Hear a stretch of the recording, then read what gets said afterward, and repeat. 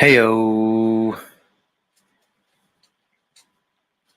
Yeah, come on. Come on, everybody. Wake up. Is everybody in? The ceremony's about to begin. Wake up.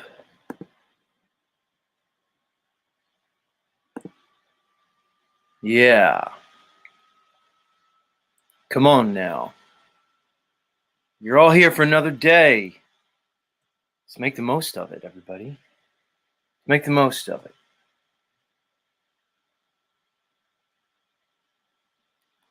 Don't be scared. Live without fear, folks. We know that. Because we know Jack. And Jack tells us to live without fear. So why not? What do you have to lose? What do you have to lose? Who knows? Come on, everybody. Sunday.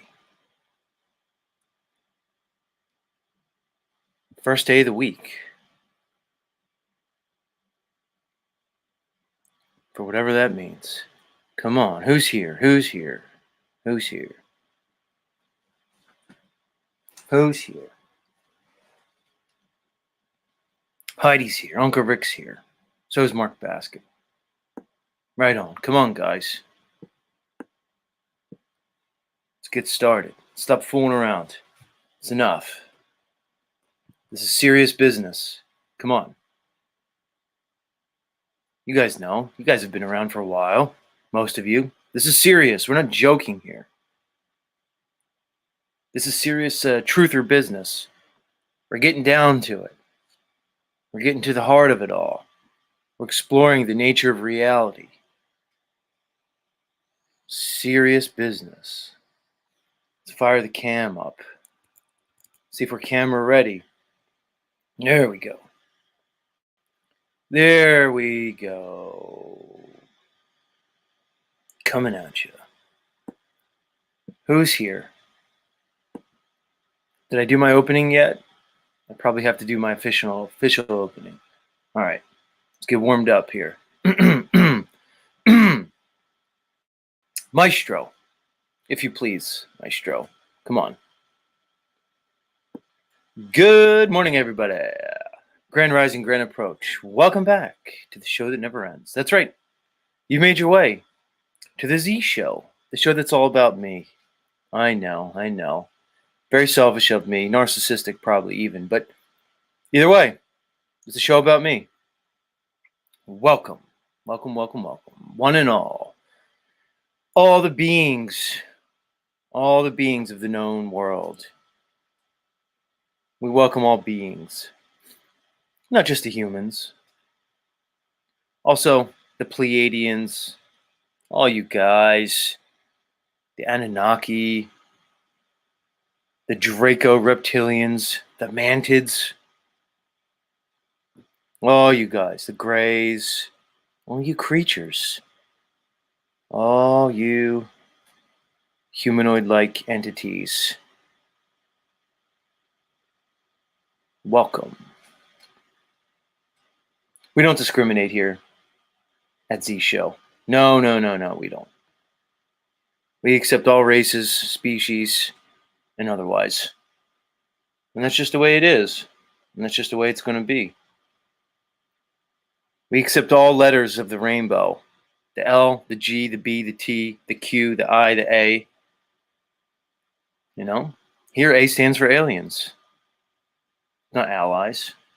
We accept aliens here, guys. We don't discriminate. It's not nice.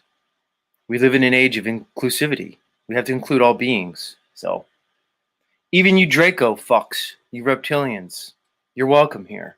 You know? I mean, I let Axis Rat Blood here. He's a Satanist. So if I'm going to keep Axis Rat Blood here, I got to make room for the Dracos. Much love. Yeah. Uncle Rick in the house says, even little green men. Exactly, Uncle Rick.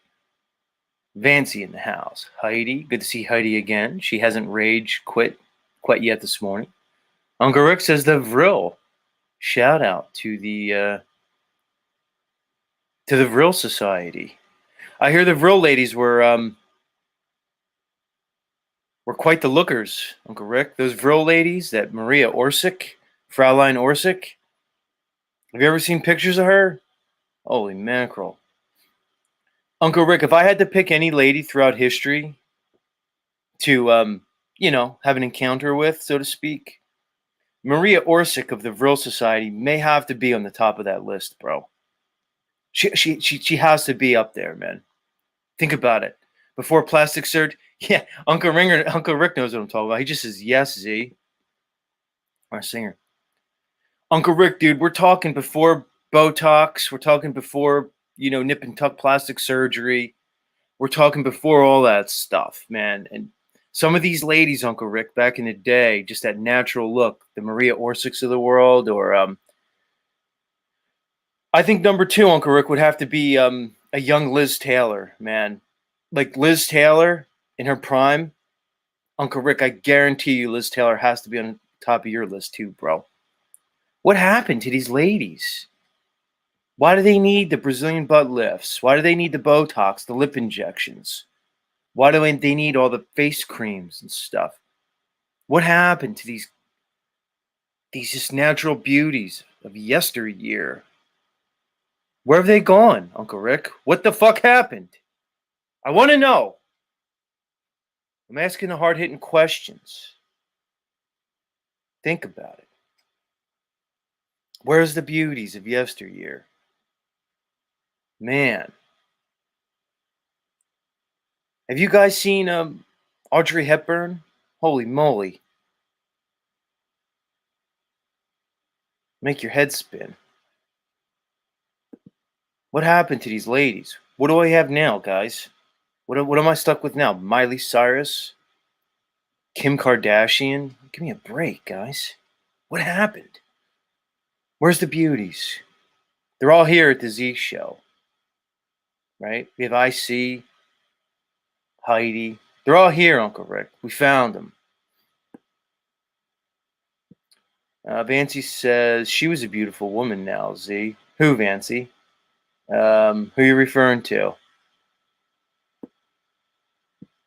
Either way.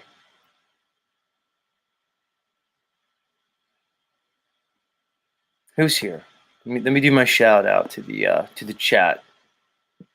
You guys make it all possible. It's because of you that we're here each morning. Can't ignore my chat friends. Yeah, Audrey Hepburn, exactly, Vancy. She was just like a belle, man. Talent, beauty, intelligence. Just the X Factor.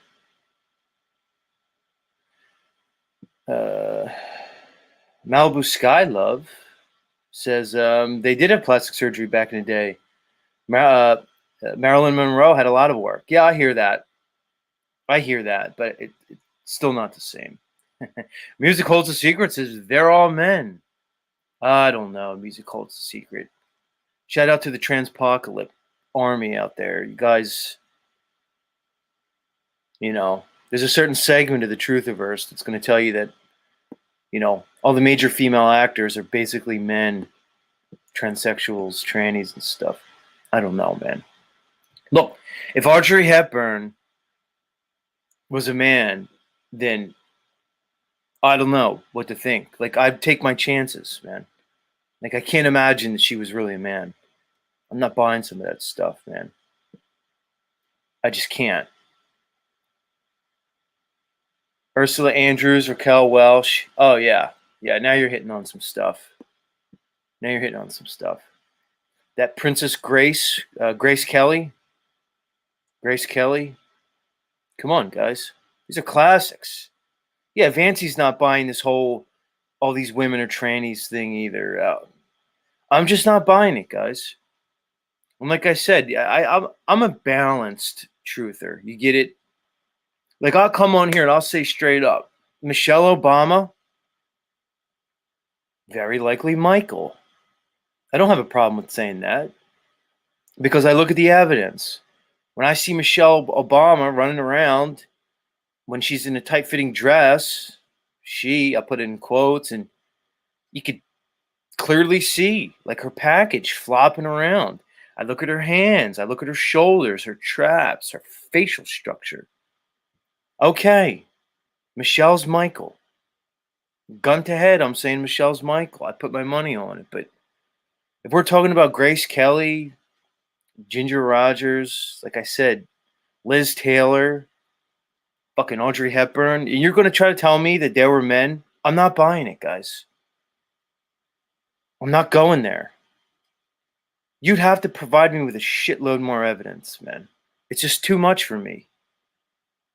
Yeah, like Snafu says, big balls Mike. Fancy says 100%. Meldome agrees. He says he agrees. Austin Murphy says all the most famous women are men. Now, I'm not buying it, Austin Murphy. I'm not buying that shit, dude.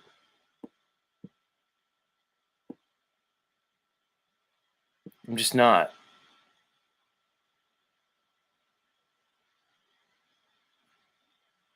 I don't know. I'm just going to use my discernment on this one. We could use the eye test.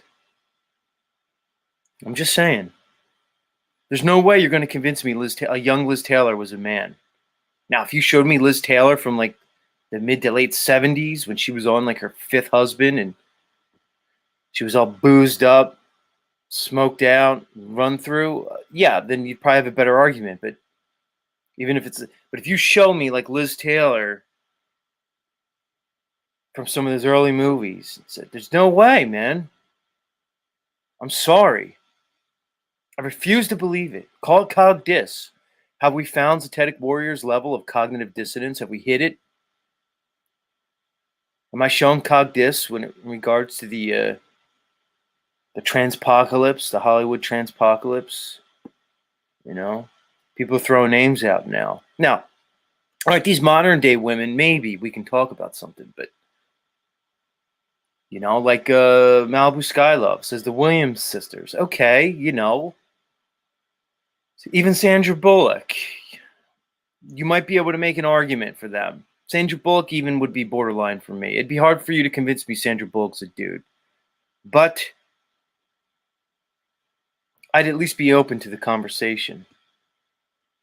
But not Grace Kelly, not Liz Taylor, not Audrey Hepburn. I'm not doing it, or any of these other classic beauties from back in the day, man. Even Doris Day. Uncle Rick, I'm a huge Doris Day fan. There's something about Doris Day. Doris Day has a wholesomeness to her. She's got that songbirdy voice, and I'm a big Doris Day fan. Anybody else out there? Or is it just me? I don't know. Benton weighing in, saying that he thinks that most of the women figure skaters from the 1990s were men. What do you mean, like Katarina Witt, um, Tanya Harding and all that shit? That class. Yeah, Vancy agrees. Doris Day. I got to think for Doris Day of all people. Weird, right? Something about her, man. She seems like angelic in a lot of ways.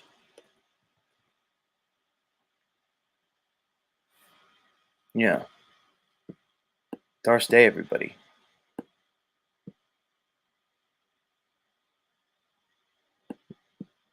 Yeah, I'm not sure about the figure skaters, but Musical to Secret says the world is an illusion.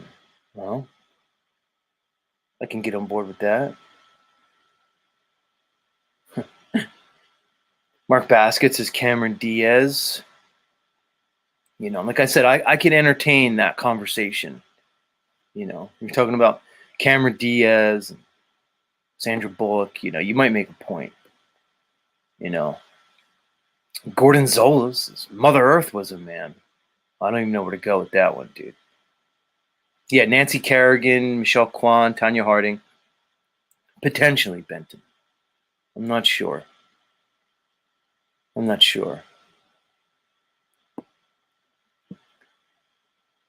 mean,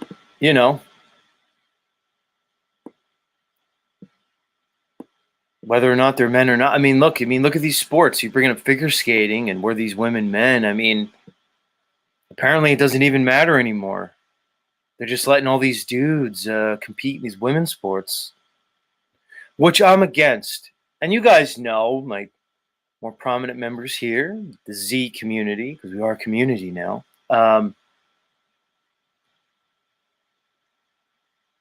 You guys know that I'm accepting of all peoples, all the colors of the rainbow, the L, the G, the B, and the T, and the Q, and the I, and the A, and all the other seemingly endless genders and etc.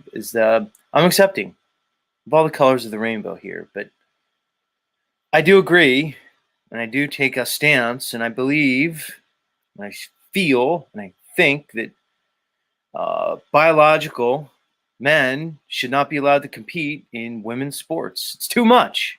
It's crazy. They find that if you look at these like women's sports, like track and field, college, and otherwise, they were finding going through the years and the blood tests and investigations that a lot of these so-called women sprinters were men. There's certain men born a lot of times in these African countries where there's a lot of androgyny going on. Whether it's biological, like they're born with these um, hermaphroditic, basically phenotypes or these, anatomy. They were finding that a lot of these quote unquote female sprinters and track and field athletes were men. You can look at it. And, there was that case, I think it was the Penn State swimmer, the trans woman, male to female, who was, as a male was just a pretty mediocre swimmer at the collegiate level, and then competed in the female, the women's sport, and dominated. Yeah. And I just don't know. Just to me, when we talk about sports, we have to talk about rules. We talk about fairness. And I just think it's basically unfair. Like there's rules in sports. To me, it's an unfair advantage. If you're a biological male, I don't care how many hormone blockers you've been on. I don't care how much estrogens you're taking to lower, because I think what they do is they test the testosterone levels, and you have to be below a certain testosterone level to qualify as a female athlete. But that's just very short-sighted and limited. Come on, guys, let's use common sense. We have a larger frame, males, on the average, denser bone structure. Our muscles, our muscle fibers, just the structure of our muscle tissue. We're stronger. We're more agile. So many things, guys. It's not fair. It's crazy to even think about it. This is the world we live in. It's actually dangerous. Who knows? Give me a break. How did we even get on this? Doesn't matter. Let's rein it back in. Who else is here? Let's say hi to some people. Twarnak says, Tori spelling. Who else is here? I think I said hi to Mark Basket. Mitchell's here. He says, mad. Woke up in this bee. Well, Mitchell, you should be sleeping, Mitchell. I like that you enjoy my show, but maybe just kind of put it on, put your phone down, lay down, dude. Just listen to the show, man. You don't always have to just ferociously type in the chat. We get you here. You're included, Mitch. I realized something about this platform and having a show like this is, I've even had people message me when I was on my hiatus, man. It was killing me because they'd say, Z, where are you? And I depend on your show every morning, man. And one person messaged me and they said, I have OCD, Z, and your show is like part of my routine every morning. And you just fucking went dark on us. Where are you? Well, I kind of realized that there's somewhat of a responsibility on my part once I engage in this type of endeavor to continue with the show. That's a component to it. So I appreciate it, Mitch, but dude, you could sleep, dude. It's all right, man. It's cool. Benton says, I'd like to think Oksana Bayul is an actual woman, but it seems unlikely. Again, going back to those 90s skaters. I was attracted to Oksana Bayul, dude, for whatever reason. She's not a classic beauty, but she used to do it for me, Benton. But you think all these chicks are men, so I don't know. I'm going to have to examine that. Fuck. Jay says Megan Fox. No, I have a hard time believing a young Megan Fox from that Transformers movie, bro. That first Transformers movie when she came out. She had those jeans on. I think she was working under the hood of a car and she turns around, bro. It's iconic. Even if she is a dude, bro, I can't go there, man.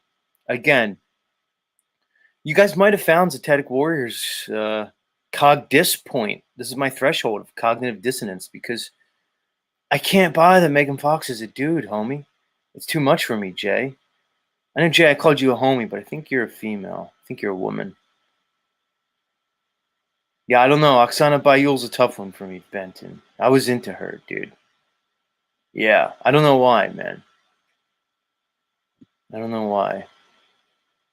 Yeah, Mitch. Mitch says he's chilling. Just chill, Mitch. Just chill out, dude. It's very early in the morning for you, bro. Or late at night. Doesn't fucking matter.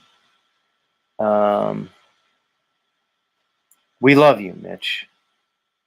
You had a big week last week with Mitch. Mitch broke the Trinity for Dave controversy. Mitchell was the impetus behind it. He was the he was like the Woodward and Bernstein of the Truthiverse last year, Apparently they're the ones who broke the so-called Watergate scandal. Mitch broke the Slapgate scandal. He was the one who jumped all over it. He saw the face mush. He saw the literal flat smack, and he pushed it. So, you know, you did the right thing, Mitch, by bringing it up. But, I'll at least recognize it, Mitch. So you can sit on your laurels, so to speak, for a little bit. Until the next time. Jay says, have you seen Megan Fox lately? Her manliness is coming out. Yeah, but after you have like 3 kids, women change, guys. Women and men are different. Women and men are different, guys. She's in her 30s now, whatever she is. So she's going to start looking different.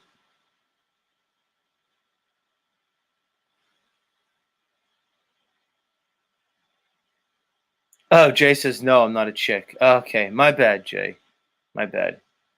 Jay's a man. Jay's not part of the Transpocalypse army. Yeah, Torque says, it's dangerous, especially for combat sports. Look, I've seen these quote-unquote trans women go against biological women. There's one case where the chick's fucking skull got shattered. It was an MMA match. Guys, it's absurd on its face, and it just shows where we are in this world where we've become so politically correct that it's just insanity at this point. And I think it's all done on purpose. I don't think any of this is an accident, because I know people come up and they tell me about the agenda. I see the agendas, guys. It's not lost on me. But you're not going to get me to come up here and I'm not going to come up here and say that all gay and trans people are evil. And I'm not doing that because I don't believe that. I don't buy that. That's not how I see the world and things. Meldom Austin says, am I the only one that thinks most trans investigators have never been laid? It's possible, dude. It's possible, but I don't want to assume things. Benton says women can't even beat men in chess, much less hand-to-hand combat. And then Heidi says, oh, geez, Benton. Heidi, I don't know why you took issue with that. Facts are facts. Look at the top chess players, not only now, but through history. It answers itself, Heidi. It just is the way it is. Sorry. Anyway, Benton, are you like MGTOW? You wouldn't consider yourself MGTOW, would you, Benton? Like our friend here, Snafu Snaps, who I saw was here earlier, he espouses his MGTOW status. And although, Benton, you have MGTOW-like qualities, as do I'd imagine that you wouldn't go so far as to classify yourself as MGTOW. You probably don't like to classify yourself as anything. Yeah, he says MGTOW's, Benton says MGTOW's trash. He doesn't want to put that label on him. But I don't know about trash, dude, but I do think, again, there's extremes to the MGTOW, the whole MGTOW thing. But I do find that there's a lot to their philosophy. It does at least promote some type of, sanity. Because I said this before, like, people want to rail against the so-called patriarchy. Snafu says, Benton, you're a cupcake. I don't know, Snafu. To call Benton a cupcake, I think, is a little bit much, but just because he says he's not MGTOW, he doesn't look like he's cupcake. He doesn't seem like he's cupcake, but. But yeah, what I see is an attempt to replace the so-called patriarchy just with a matriarchy.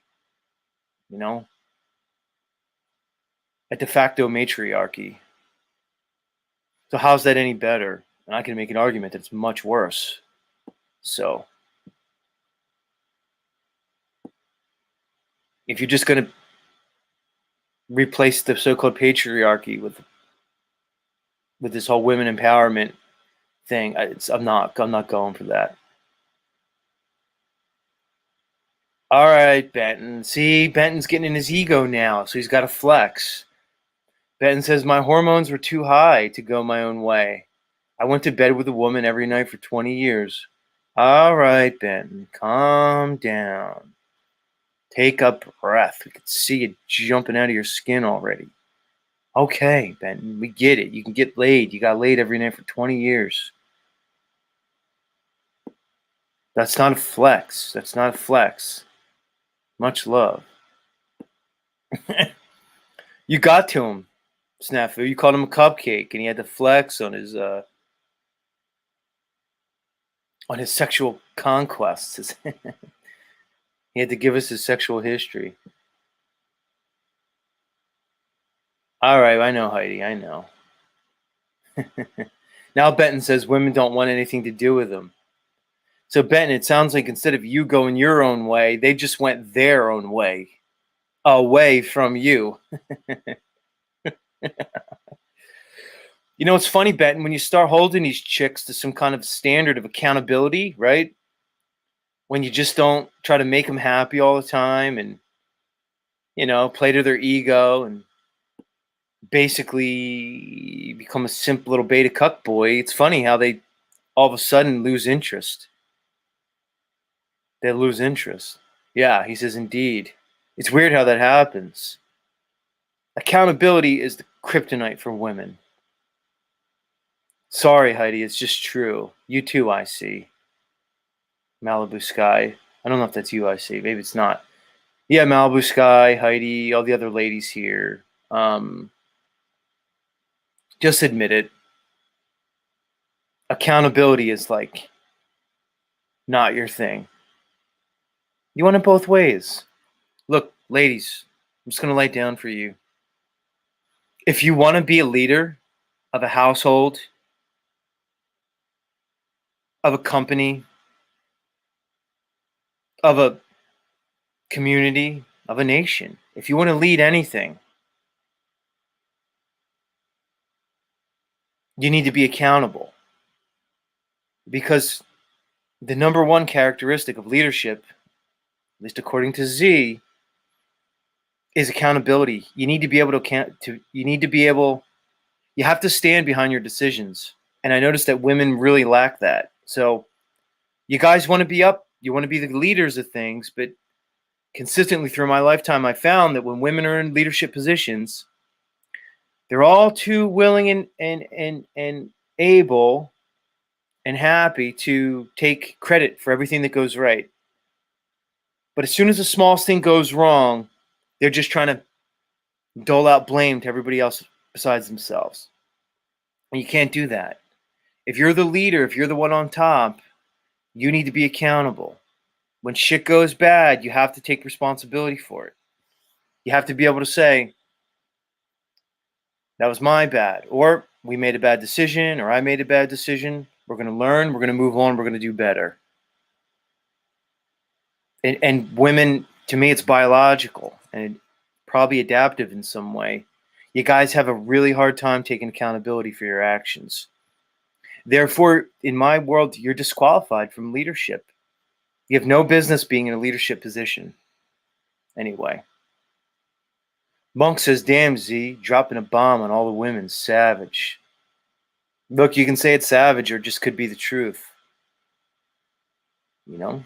Nobu Sky said women's lib is a lame agenda. You said it, not me. You seem to be a woman.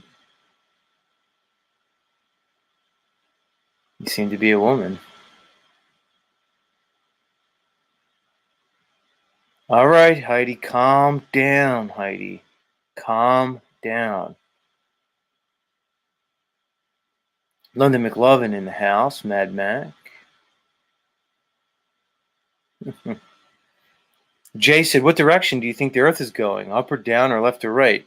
Well, it seems to me the Earth isn't going in any direction. It seems immovable and fixed.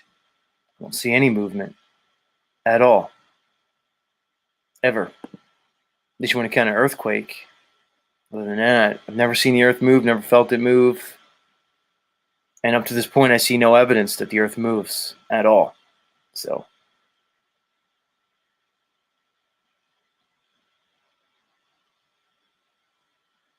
Music holds a secret. Dropping some John Lennon quotes. Shout out to John Lennon. Much love. Underground OG says, you talk about women a lot? Question mark. Oh, I should say it. You talk about women a lot? I don't know, Underground OG. I guess it depends on your definition of a lot, you know? I guess that's probably subjective. You know, what's a lot? I mean, they seem to be at least half the people on this earth, maybe more than half. So if I'm going to talk about anybody, probably half the time, at least it's going to be a woman, just going by, you know, odds. So he said, you talk about women a lot. I don't know. I don't know what you're getting at, Underground OG. You might want to maybe expand on that. Right. Snafu Snap says, notice the women get triggered when Z as a man shares his opinion on women. That's where we've come to, Snafu Snaps. Is that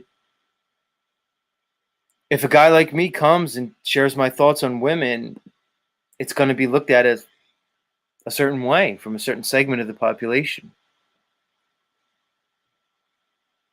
Underground OG says, oh, you're clever. I get it, bro. I get it.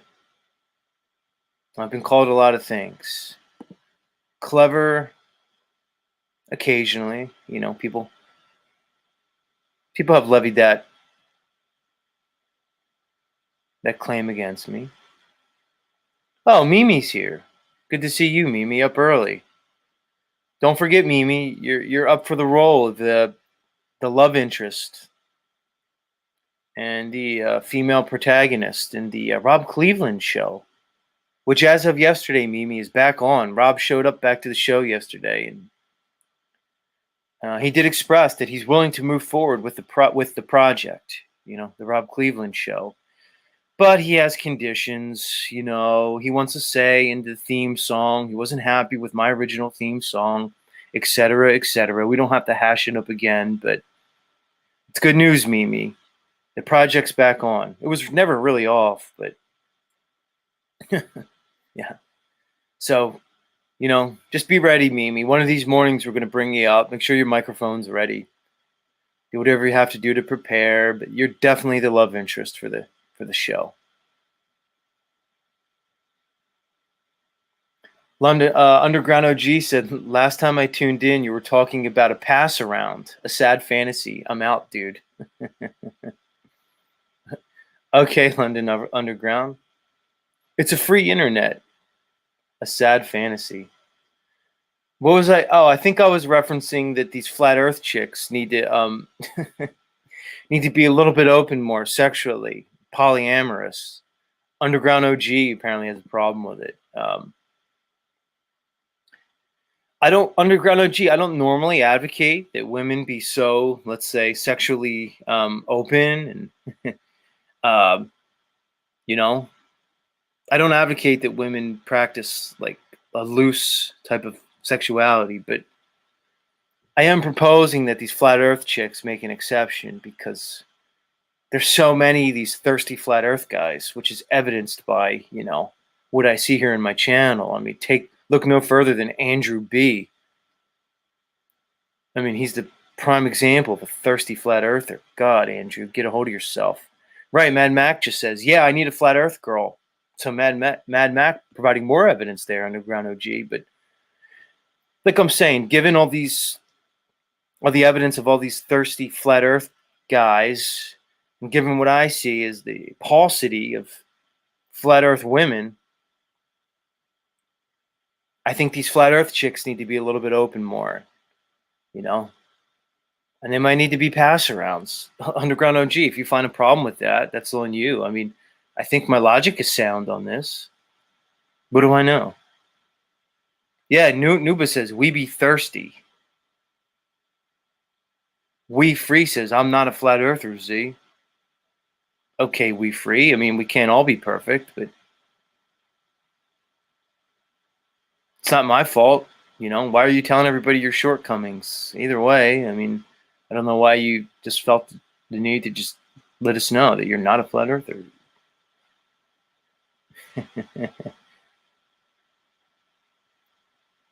But he says, I still think you have potential. Right. We Free, don't get me started. Like, people like you are like you're cocky because you think you know something I don't. Like, We Free thinks I'm like deluded. Like, I'm the deluded flat earther. I fell for the flat earth psyop. No, We Free. Like, don't come here and pretend like, oh, I should be happy that you're here in my channel. Like, you lower yourself, We Free, to the flat earthers channel because I have potential and a lot of good stuff to offer. It's just I fell for the flat earth psyop. So go ahead, We Free. I mean, you're not doing me any favors by being here, really. So stick around if you want, but you're not really helping me. All right? You're really not. So keep being cocky and keep thinking you know something that all us stupid FEs don't know. Tired of it. Tired of it.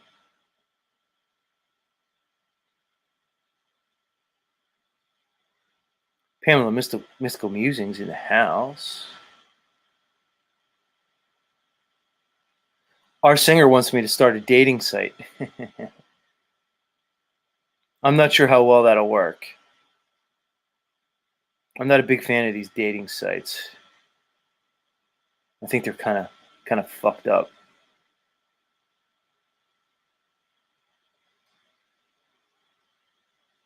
Who else is here?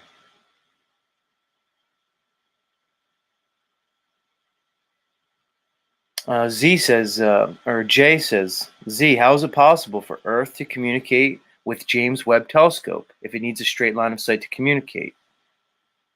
Well, it begs the question now, does it? Doesn't it, right, Jay? James Webb Telescope, they say it's like 1,000,000 miles away.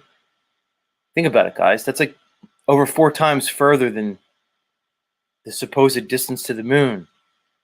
And they just have this James Webb Telescope. It's just hovering in space. It's not moving because they say, guys, get this, dude. If you ask the question, wow, how did they put the James Webb Telescope 1,000,000 miles from Earth? But it's apparently stationary. It's not floating out into deep space, but it's not being pulled by our gravity. How does it just stay there? This is what NASA has the balls to tell us.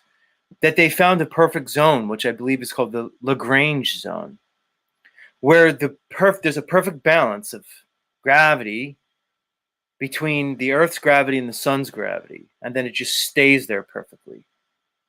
Guys, it literally makes no sense. It's just a lie, if you want to know the truth. Guys, they're lying to you. Let me get all cozy here with you guys. Let me settle in. Sometimes my legs start to fall asleep. Let me talk to you guys nice, because people say, "Oh, Z, you get excited and you start screaming at your listeners, and it turns them off. Like they're not going to listen to your message. So, Jay, let me try to talk nice to all these people. Like, we free. Guys, they lied to you. You see? It's that simple. You guys want to come here and you want to defend the globe. You want to defend the lie, right? You go through these insane mental gymnastics to try to rationalize their lie.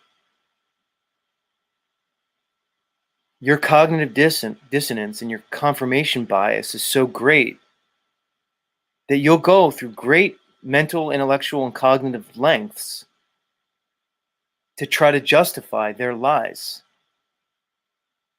You can consider it a type of Stockholm syndrome. You can consider it a type of psychosis.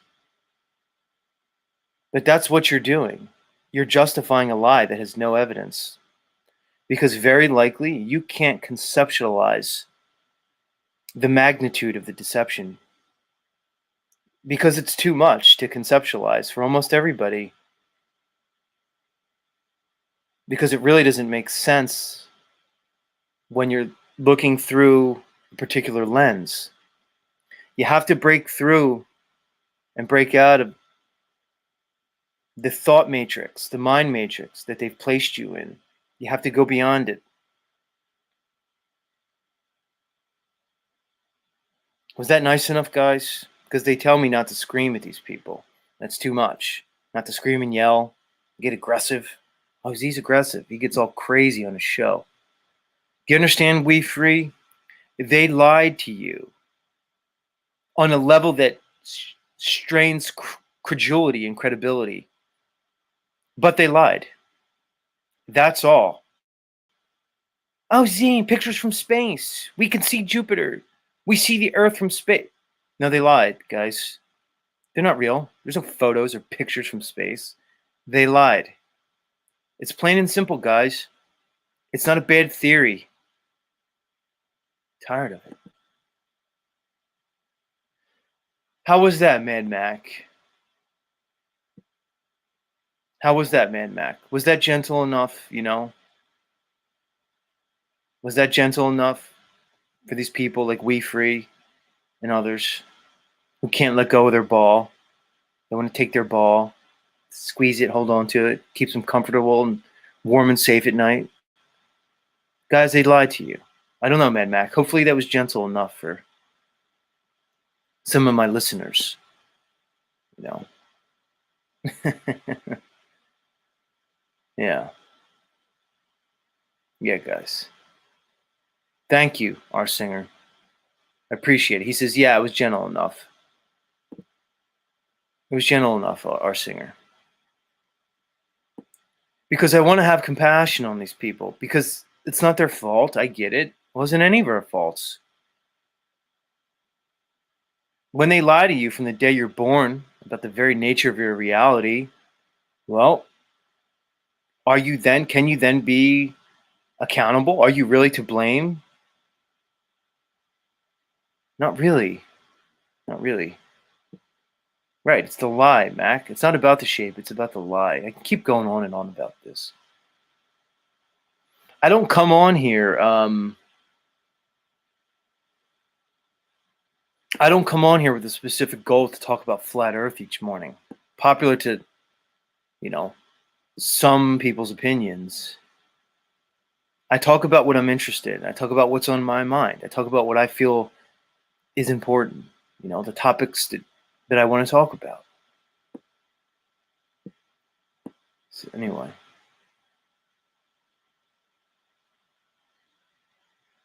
Yeah. Music Holds a Secret says you have to empty your mind of everything we've been taught. Start over with your eyes open. Yep. I agree with that. I agree with 100%.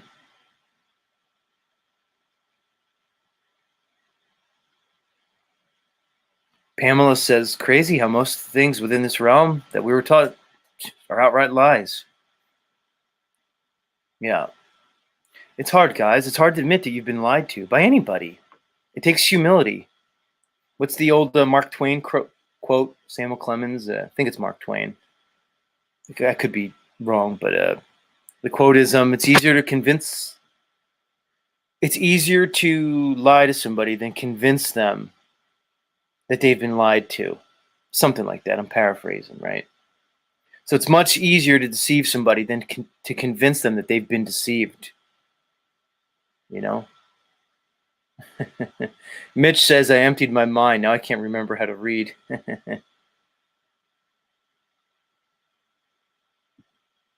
We Free says, I wonder why it's called Flat Earth. It's just a term, We Free. You're one of these people that are going to be a word police. It's called Flat Earth because what else is it going to be called, dude? If all objective evidence of this realm shows that water lies horizontal and level, and that we live on a topographical. Do you want us to call it a topographical plane? We Free. Would that be better for you? You don't like flat Earth, so you're just going to dismiss it outright. Why don't you come up, We Free, when I drop the fucking link, so you don't just become a chat hero and actually have the conversation with me?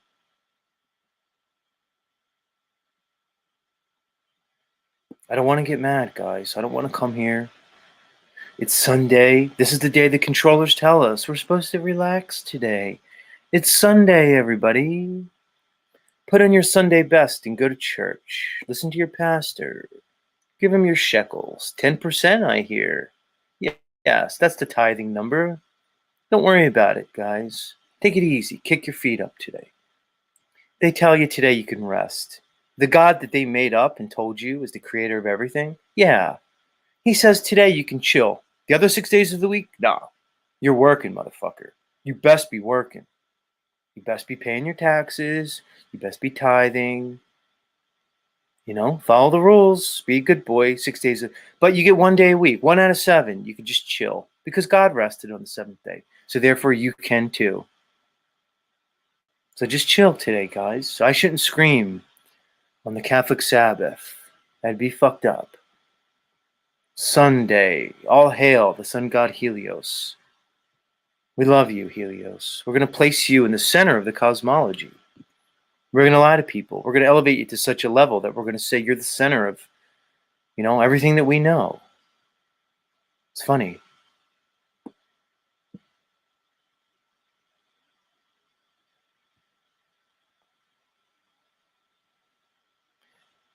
Gordon Zola says Sunday ain't the real Shabbat. Oh, don't worry. Yesterday was Saturn's day. I wished all my small hatty friends a happy Shabbat. Shabbat Shalom. Shabbat Shalom. No, that was yesterday. And we know the Sabbath. It's all good. Bluto One says Catholic brainwashing is as bad as NASA. You said it like me. I mean, you said it, not me.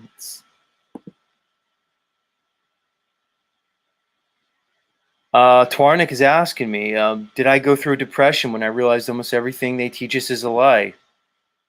Yes. I think a lot of it's like the classical stages of trauma, what is it? Depression? No, it's a denial, anger, depression, something like that. DABDA. Denial, anger, bargaining, depression, and acceptance. That's what it is.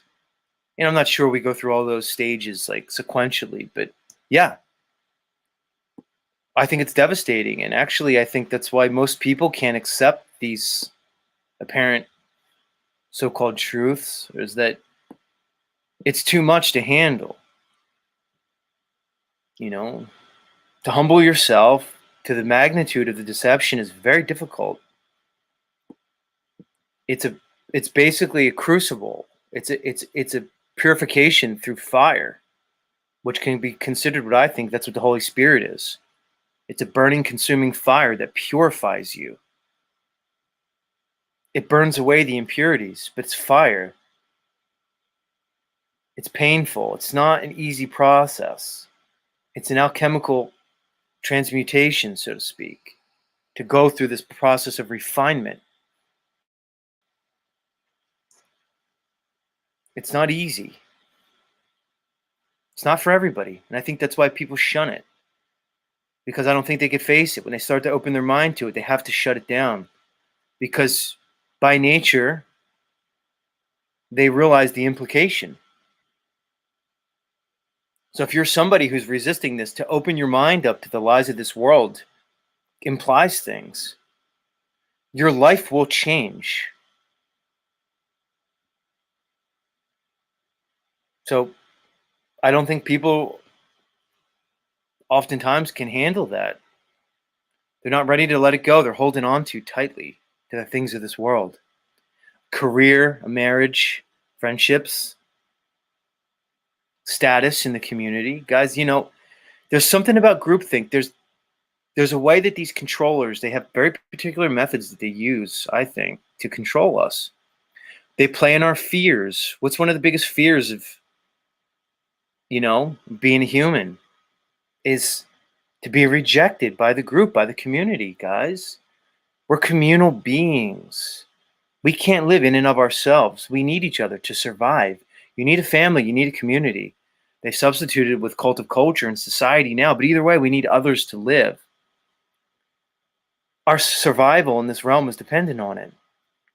One of the biggest fears is being ostracized from the community, being excommunicated. So we have, I think, there's a biological imperative. We have instinct to belong, to be accepted. So they make it very difficult to go against the grain. So what do? They have everybody entrained in a certain mindset. They've built up a reality.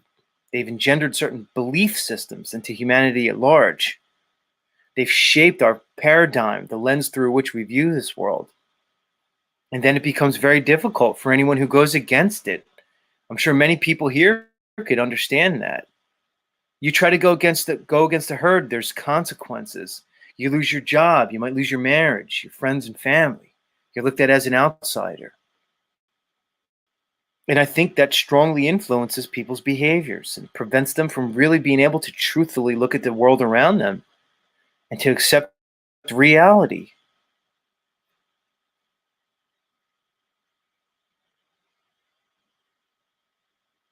Right, Gary Baxter says high school clique mentality. Benton says like it or not. Our psychologies are a product of the system.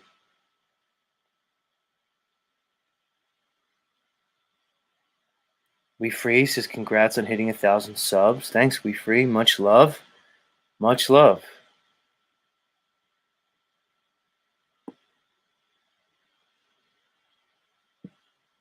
And Mac is recommending some documentary.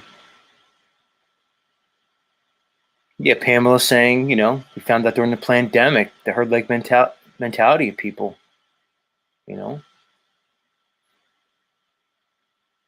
It's evident, guys. I mean, they play on our fears and our human frailties.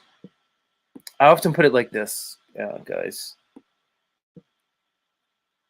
Our emotions, our human emotions that we have, are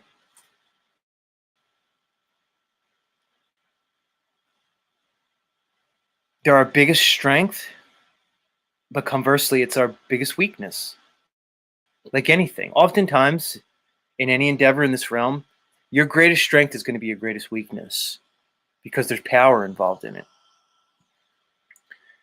So, for example, I look at our capacity for emotions, our capacity to love, to hate, to feel love, to feel hate, to feel anger, to feel frightened. The spectrum of human emotions is, again, it's adaptive. We need our emotions. They bond us with people. You have to have the emotion of love or joy to bond to your family, to a loved one, so to speak, to the ones around you. Again, it's adaptive. You have to have a fear emotion or an anger emotion. It's adaptive. It's a strength. Your emotions can be a strength, but again, can also be your greatest weakness. And I think whoever these powers that shouldn't be or these controllers are, it seems as though they understand how to manipulate and use our emotions. Because when we're functioning from an emotional state, by nature, we're not being logical. And I think they use our emotions against us to control us. Not only just fear, they use all our emotions. Look at Hollywood. Look at all this MK Ultra mass media, you know, mind fuck programming that they give us. They're going to make you feel something. You go to a movie, they're going to make you feel something. They're going to make you feel joy. They're going to make you feel sadness, and everything in between. They use these emotions. They use our emotions against us. They use our emotions to condition us. And I think what they do is they build within us, they build our concept of this reality. They create like an architecture of reality. And then we buy into it. And even more so through this false reality that they create within that, they foster an identity that we buy into. And then we begin to define ourselves through the system that they've created. We define ourselves through this false identity that they've constructed for us. And then we say, oh, okay, I'm this, I'm that. And we label ourselves. I'm a doctor, I'm a lawyer, I'm a homemaker, whatever. I'm this, that, I'm a Republican, I'm a Democrat. I'm an environmentalist, I'm an atheist, whatever. Ism. And then we define ourselves through this very, very narrow identity construct that they've created. It's very limiting.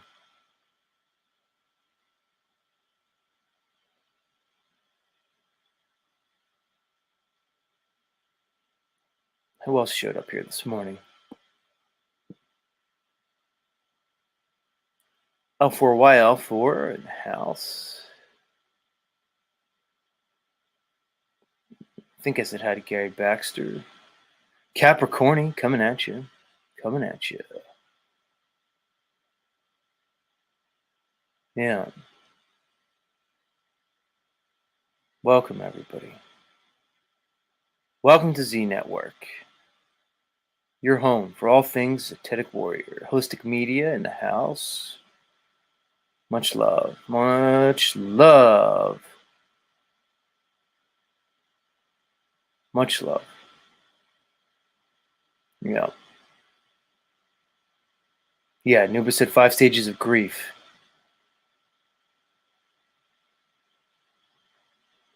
Alex Tilburg, good to see you. Yeah.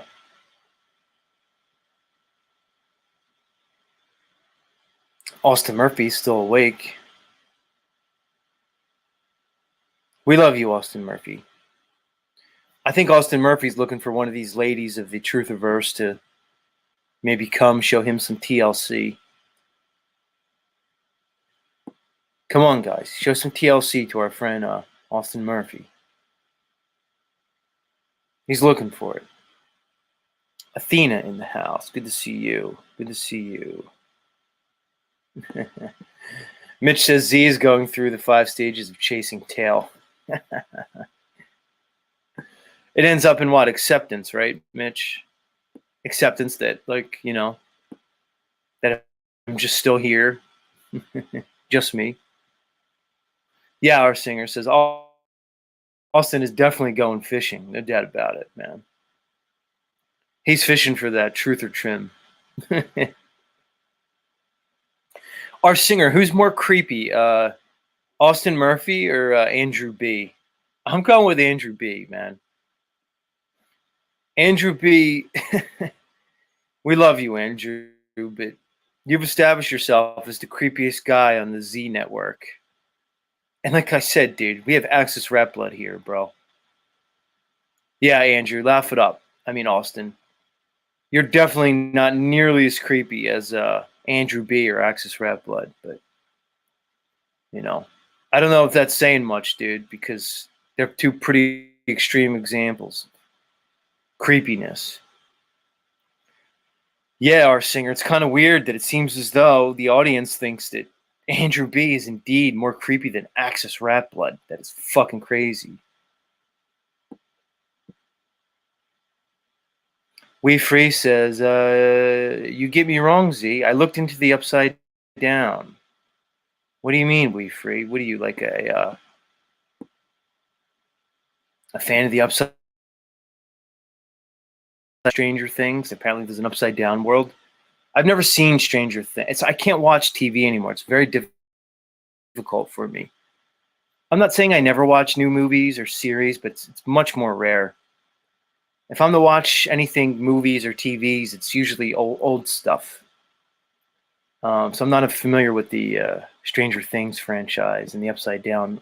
I don't think that's what you were referencing, but that's what it reminded me of. I'm not sure. Yeah, Uncle Singer. That's the funny thing about our friend Andrew B, who's a friend of the show here. We love you, Andrew, but like your insistence and your reluctance to your insistence on claiming, that you're not creepy, and your reluctance to accept everybody's obvious observation that you're objectively creepy, like, just lends itself to like your creepiness, dude. You know, and Andrew, like I proposed yesterday, I think you should just embrace it, dude. You're creepy, fine, move on with it. Either embrace it or work on it, but don't just deny it. What do they say? Acceptance is the first step towards recovery, dude. So accept your creepiness, bro. Go from there. You've accepted the globe lie, which is tough for most people. So we give you credit, Andrew. You're able to see the lies of NASA, the lies of academia, quote unquote science, and you realize the globe is bullshit. But for whatever reason, you can't accept the obvious.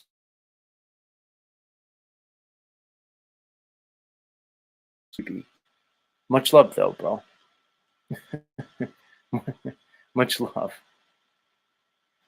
Our singer is encouraging you, Andrew, to embrace it. Now, like I said, our singer, Uncle Rick, he can handle it two ways, dude. He can embrace it or he could work on correcting it.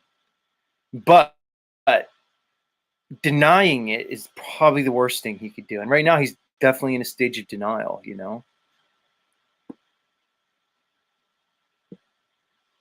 We Free says, not your hater, Z. What about the inverse of the plane? Look, We Free, if you want to talk about these things, you're going to have to come up here and talk about them with me. I love everybody's comments in the chat and everything, but if you want to get into these, let's say, more detailed conversation, the chat's not going to do it for me, L4Y4 says, why lose the edge? LOL. What edge? My edge, L4? Because I can't come out here every morning and just scream and stuff. It's too much for me, so, Oh, you're saying about Andrew B. L4 says, I prefer quaint to creepy. So you see, but that's the thing with you women. See, this is why I said, and I'll continue to say, you guys don't know what you want, ladies. You don't know what you need. That's why really you're not appropriate for any positions of leadership. You can't even lead your own lives. It's not appropriate for you guys. I'm being honest. Because you have conflicting wants, needs, and goals that are impossible. They're illogical and unreasonable. But you just don't realize it. Because you guys want men to be all things at all times at the same time. Like Future said, at the same damn time. Shout out to Future. You can't have everything at the same damn time, ladies. It doesn't work like that. Because you want a guy to be masculine and rugged, but sensitive at the same time. You get it? You want a guy to work hard and provide for you, but to be there to cater to your every need. At the same damn time. You can't be rugged, masculine, and sensitive at the same damn time. You can't be working but home at the same damn time. You can't be domineering and aggressive, but be submissive at the same damn time. You get it, guys? You want it all at the same damn time. You have to come to grips with it. You're not in any position to make decisions, ladies. It's not a good place for you guys to be in, and you resent it. You boss bitches out there, it doesn't work out for you guys. The boss bitch thing expires. Once you hit 40, you ladies, you realize that boss bitch thing was a bad move. You fucked up. You missed your opportunity.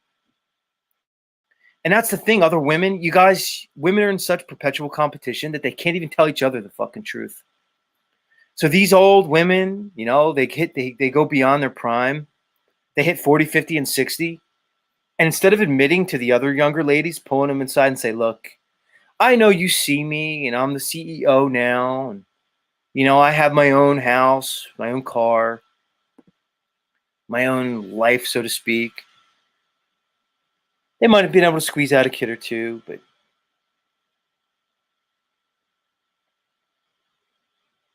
why don't these old women tell these young ladies that they fucked up? Because they know that they fucked up when they hit a certain age, but they're too damn proud to admit it, so they just keep going with the farce. They'll just keep going, trying to pretend like they're the boss bitch. As they're miserable, they're all pharma-keyed up on head meds, SSRIs, benzos, and all the rest of them.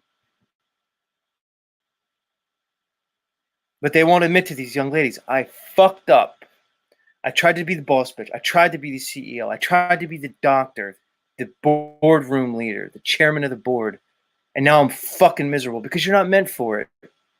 But you won't tell these young ladies the truth. You won't pull them aside, even if they're your family members, because you women are in that much in competition with each other. Because admit it, women, these older women, you don't want to see these other ladies succeed where you failed because you are governed by that much jealousy.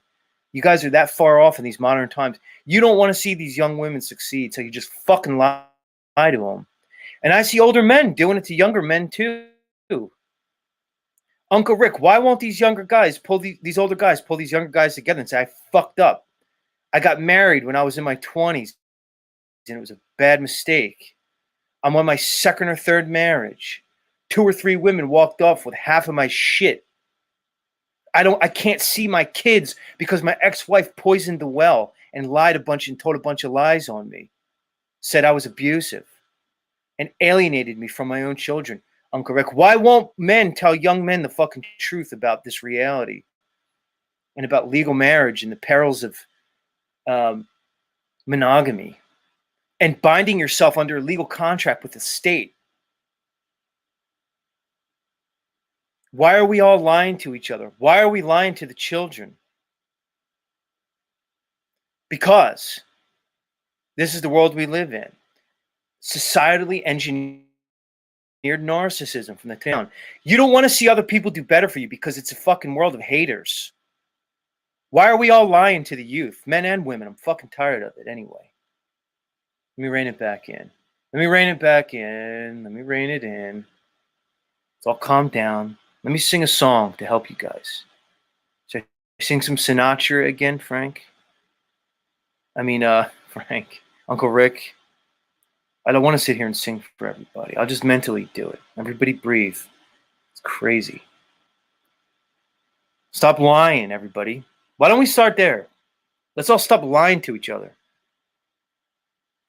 It's a good place to start. Let's see what Blue Doe 1 says. Blue Doe 1 says, I married a closet gay man, have 4 kids, horrible marriage. Been single since 09. Well, you said everything there. Benton says the realm is in decline and it will continue to degrade. I don't know. I mean, we can't tell you what the future is going to hold, everybody, but whatever's going on here, it's not looking good. Benton says, are you single or are you divorced? Benton's looking to clean up on some of these ladies of the Truthiverse. Pamela said there's a reason my marriage is referred to as an institution. No, thank you. That's right, Pamela. I'll be heading out west soon enough, Pamela. I know you're out there. Don't be surprised if Aesthetic Warrior slides into them DMs, Pamela. I know you said you're in you have a partner, but I don't think that's going to stop me from, shouting you out, Pamela. Anyway, I don't want to go down that road this morning. Right, Benton's single, needs never married. People don't realize, Benton, because people use the term bachelor, and like if you've been married and divorced, you're not a bachelor as a man. You're actually probably considered a divorcee. Once you're married, that's it. You can never be a bachelor again. So like I'm not a bachelor. Like Benton, if you were ever married, you're not a bachelor.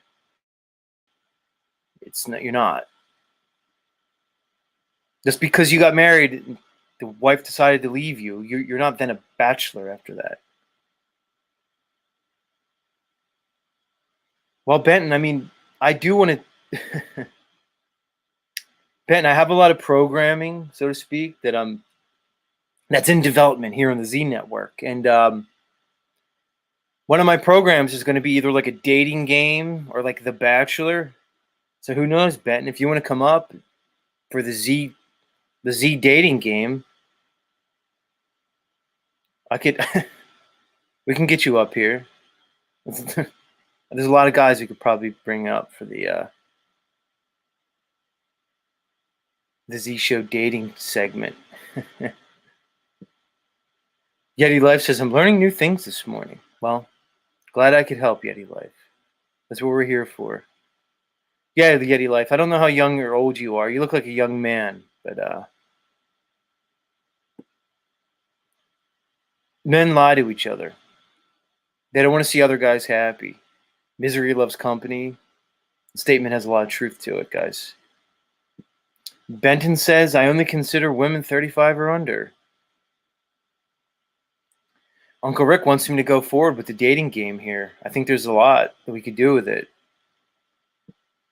I don't know. I'll have to work through my own issues, Uncle Rick, because in a lot of ways it might be difficult for me to see a lot of these beautiful ladies be pawned off onto these other men. Because I kind of want them all for myself, Uncle Rick. But I could work through it. It's something I need to work on. L4Y4 says blind date. Where we send all these people on blind dates and we have a camera crew follow them around. It's not a bad idea. It's not bad.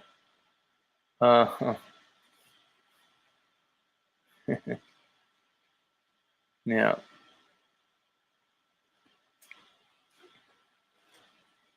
Mr. Miyagi's in the house, chopping up with Benton.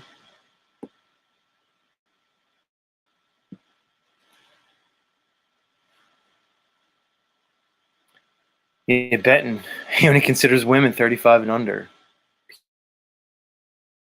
Careful, these women around here, they take issue with statements like that.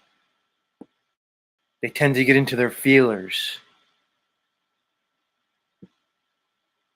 Mateo, dude, you need to relax, Mateo, because Mateo always wants to come off as he's like, oh, this tough, rugged bravado guy.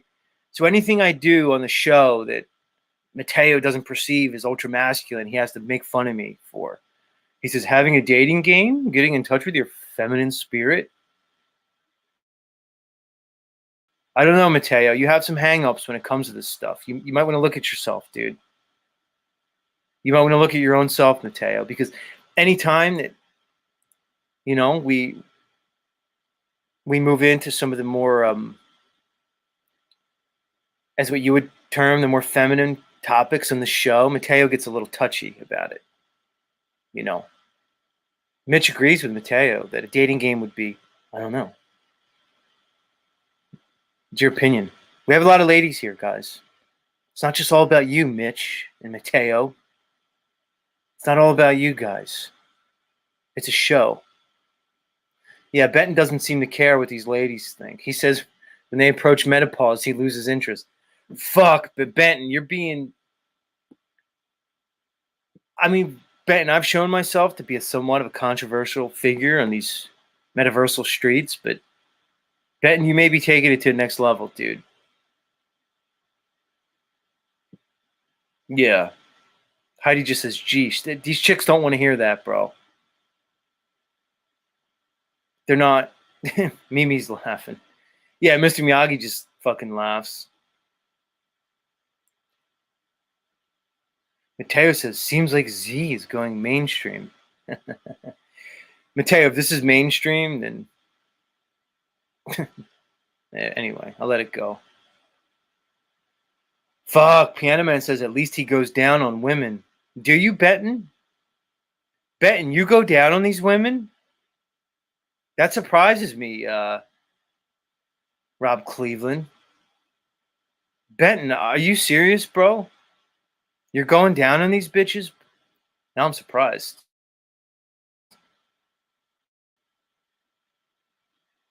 Benton, do you feel like answering the question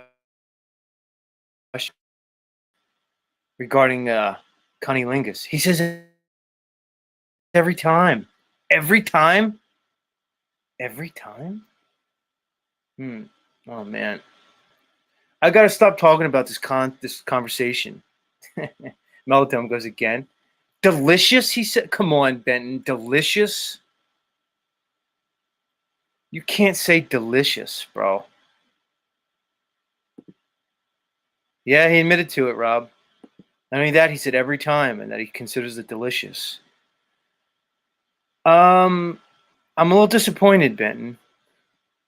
I have to admit, I'm a bit crestfallen with your revelation there. I'm a little shocked, honestly. I'm going to have to recover, dude. He says, vagina's undefeated. I guess that's the point, dude. Benton, of all people, I never thought that you would be one to submit and bow down to the power of the vagina. I never pegged you as one of those, Benton. It's a little disappointing. It's a little much. Yeah, Mimi, you can laugh, but of all people here, I never thought Benton would have shown himself to be one of these carpet munchers. One of these carpet munchers. What do you mean, am I blocked? We free. You're not blocked. I'm reading you right now, dude. What's your deal? Am I blocked? You're not blocked.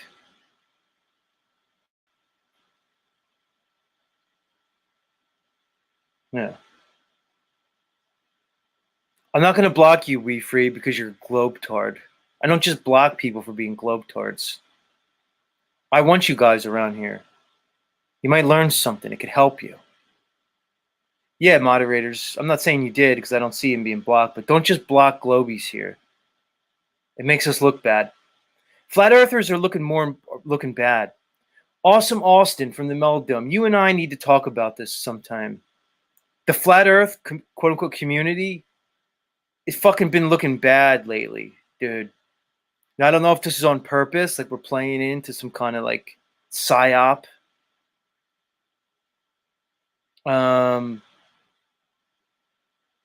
the Flat Earth community has been looking really bad, Austin, more and more as the months and years go by. I think you and I need to talk about this at some point.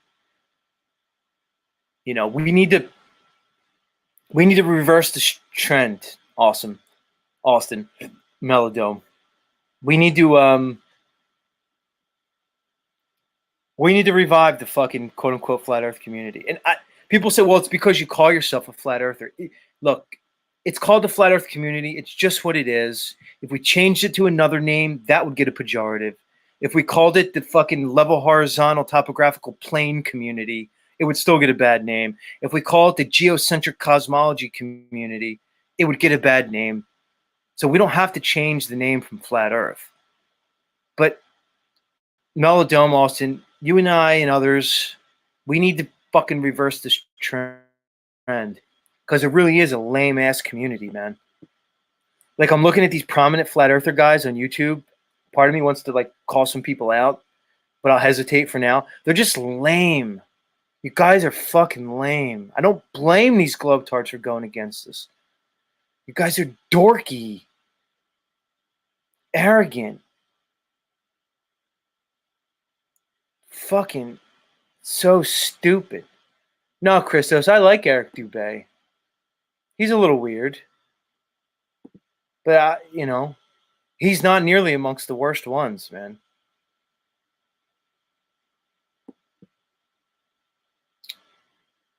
Mitch says, "We free Z just has interviews with people that smack random children."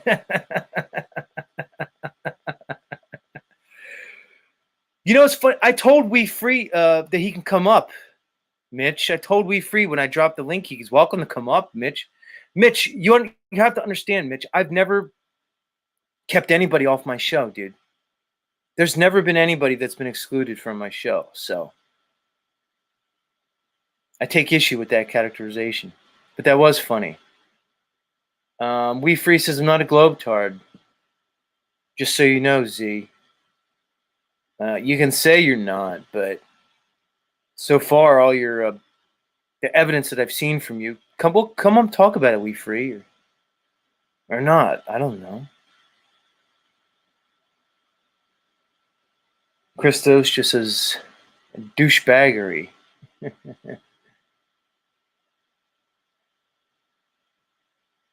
Mitch says, "LOL, that's not me, but I like their style." Oh, okay. So Mitch is in non-tent content, but numbers dropping is not Mitch, but they're very Mitch-like. All right.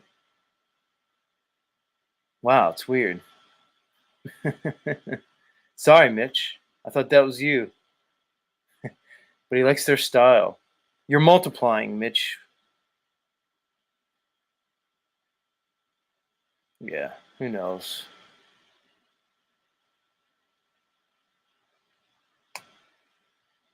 Yeah, we need to revive the flat earth community. It's pretty stale.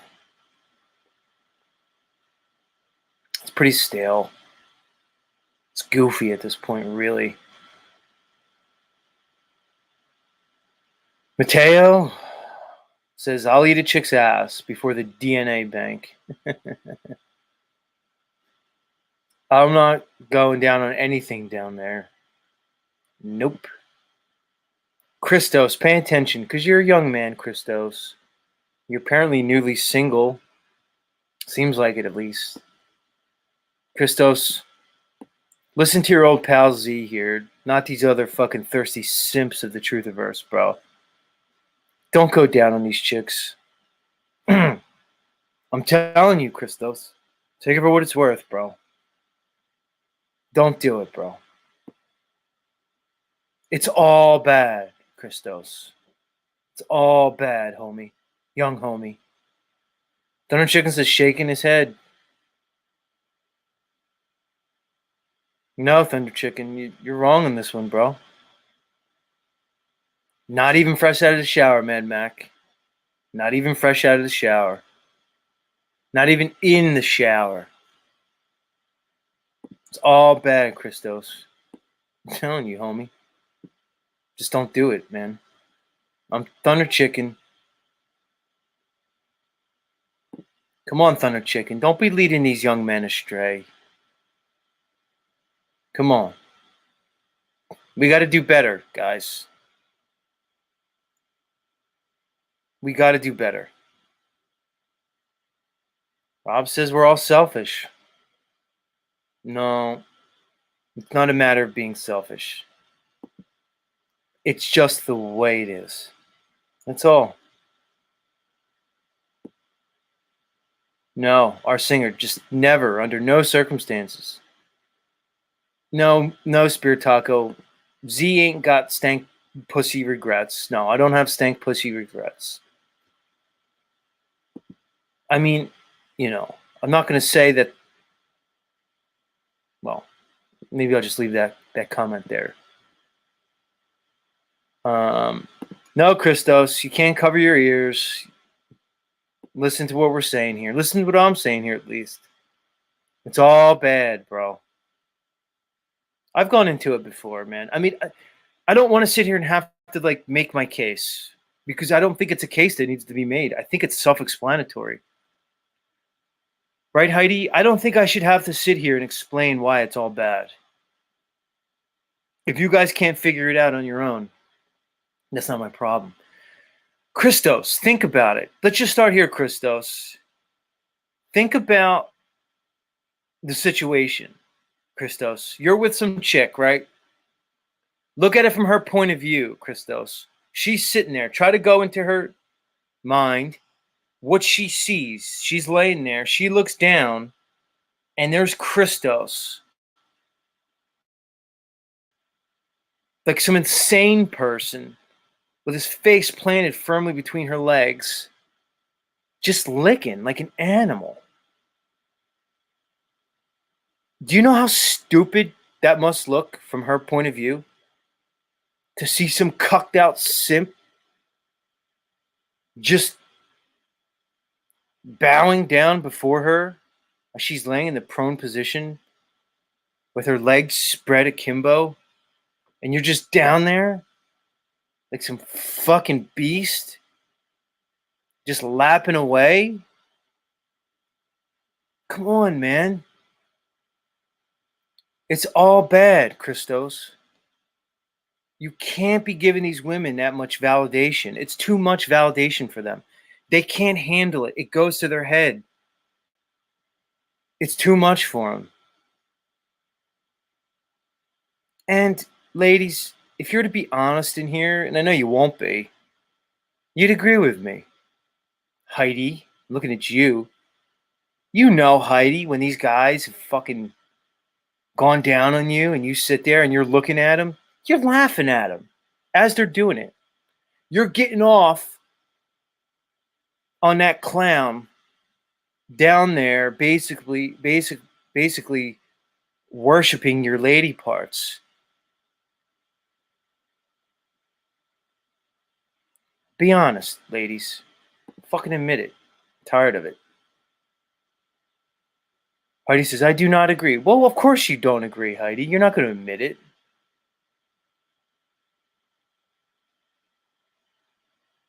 Yeah, Dick, Freedom Grower. They want to blast that discharge right in your face and laugh at you. They just blast you down with it. It's disgusting.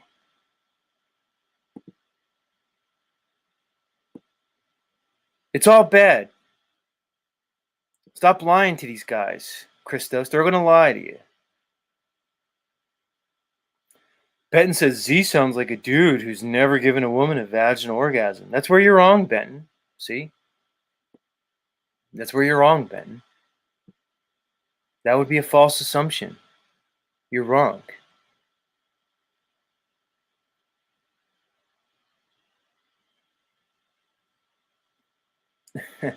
Meltdown says, Z, did you have a bad experience with some stinky pinky? Everybody has, Meltdown. I wouldn't be alone. There's no guy ever who's ever experienced any type of sexual interaction that hasn't dealt with that. It's just part of it.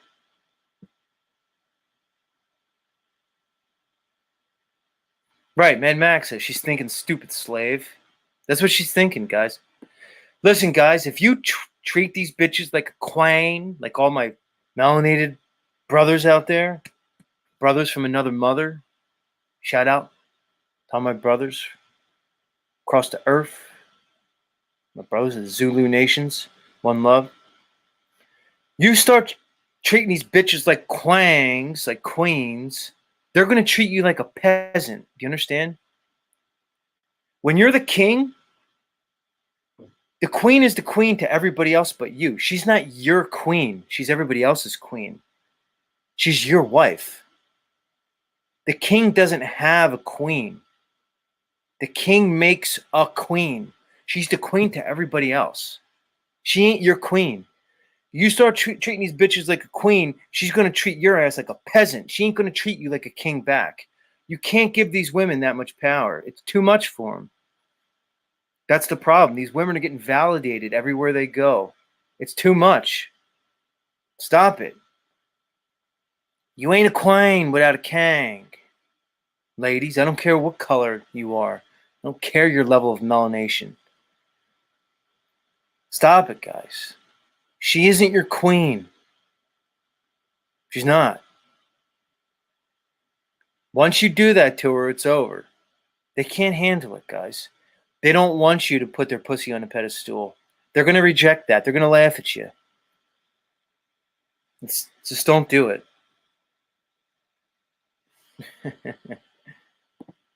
Rob says this is degenerating fast. It's okay, Rob. You'll be all right. You'll be all right, big dog. Thank you. Alex Tilburg said, well said, Z.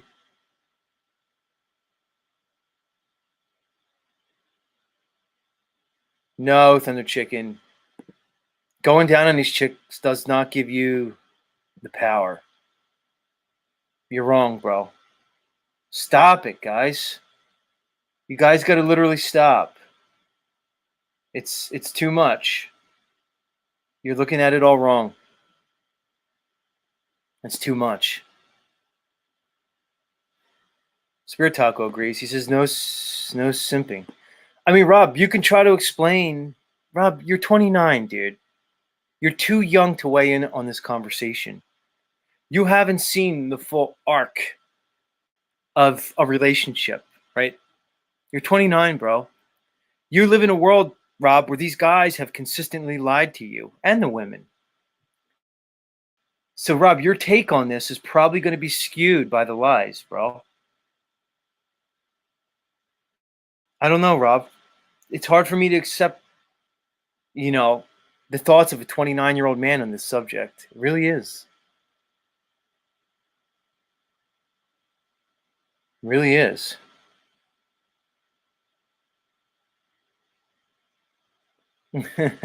Ruled by Saturn says, Z, let him eat cake. They'll find out soon enough. But that's the thing, Ruled by Saturn. I'm trying to help these young men out here. They need not go through all the tribulations and trials that I had to go through to discover this. But you're right, Ruled by Saturn. They're not going to listen. Rob's not going to listen to me. Christos isn't going to listen to me. They're not. Because I wouldn't have listened to me either if I was their age. They wouldn't. Numbers dropping says, Z covers the globe lie and the vag deception. Look, the vag deception may be an even bigger controversy and lie than the fucking globe lie. Maybe the vag lie. It's probably bigger than the globe. Is the vag lie a Jesuit deception too? Did they perpetrate a lie to get all these guys? Go ahead. Piano Rob says, why would I listen to you? You don't have to because I'm providing evidence, Rob. Whether you should or would listen to me is up to you, dude. I can lay the evidence down. Like I said, I think it should be self-explanatory, dude. Like, I can go into all the reasons, but if you don't want to listen to me, that's on you. Christos says, I'll make her wait for a little. Yeah, see, Christos, you're trying to straddle that line. You don't want to let it go. Because you're like, oh, shit, Z's making some sense here. But all these other simps tell me that I should. And all these other ladies say that I should do it. So, Chris, that's probably, Christos, one of your biggest issues is you still feel compelled to walk the line with people. I'm just telling you, Christos, it's not going to work out for you. You keep going down on these young ladies, Christos. See how it works out.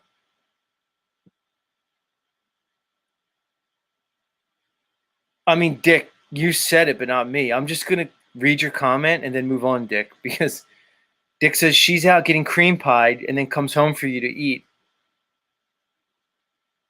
That's one of the reasons, Dick. That's evidence number one. Because a lot of these simps will come in here and they'll say, oh, well, I'm married. Or she's my girl. So it's all mine. I know it's clean. You guys really think that?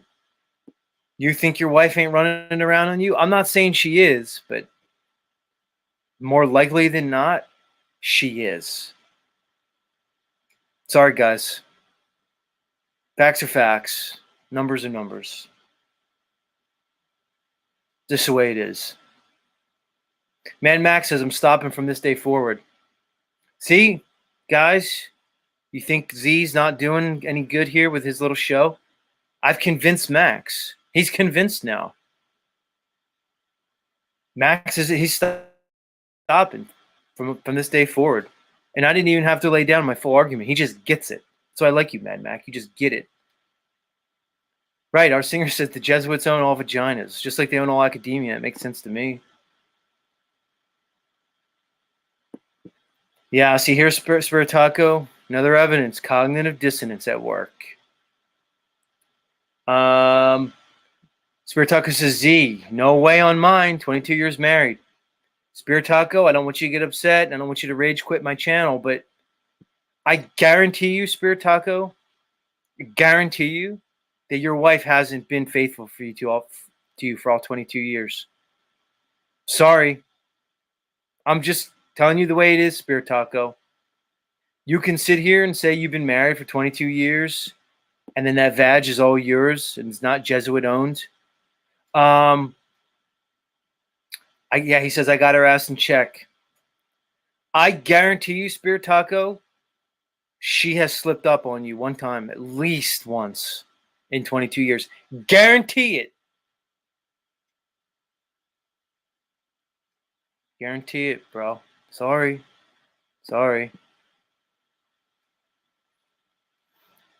Heidi says Z got cheated on, then ate some other's jizz juice? Question mark. Spirit Taco says, how can you guarantee it? Because numbers don't lie. That's why. Because numbers don't lie. I don't want to burst your bubble, Spirit Taco. Look, if you need to walk around under the false assumption or the feeling that you have a wife that's been faithful for you for 24 years, if you need to do that just to get yourself through the day, okay, you keep doing that, Spirit Taco. Whatever it takes to get through the day. But if you want to look at reality, look, to say I guarantee it, that might have been a bridge too far. I'll just put it like this, Spirit Taco. It's highly likely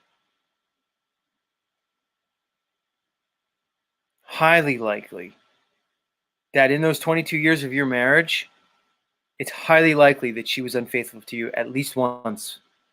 Just know that. Now, if you can continue with your life knowing that, fine. If you just need to squash that down and pretend like I never said that, then fine.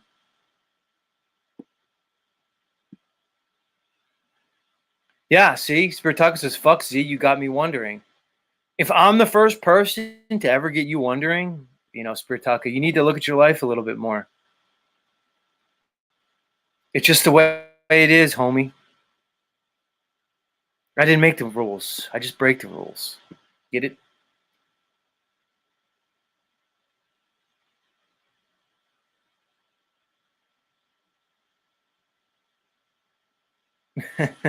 Ruled by Saturn says Beer Taco now is now manic. Right, like he's like spiraling now. He's gonna be clutching his pillow in bed tonight, as the moonlight kind of peers in through the window. He's gonna be clutching his pillow, wondering. He's gonna remember that time where she came home late from work and she smelled like men's cologne? And I just kind of played it off 15 years ago. Oh, wait, what was that? I remember that job she had where she couldn't stop talking about her boss and she giggled every time his name came up. Now Spiritaco is going to be wondering, oh, shit. Remember that time? Yeah, Spiritaco. Remember that time? Don't laugh, ruled by Saturn. We can't sit here and laugh at other men's pain. That's not right. We can't take pleasure in their pain. That's immoral. Rob Cleveland says Z projecting all his experience onto his viewers.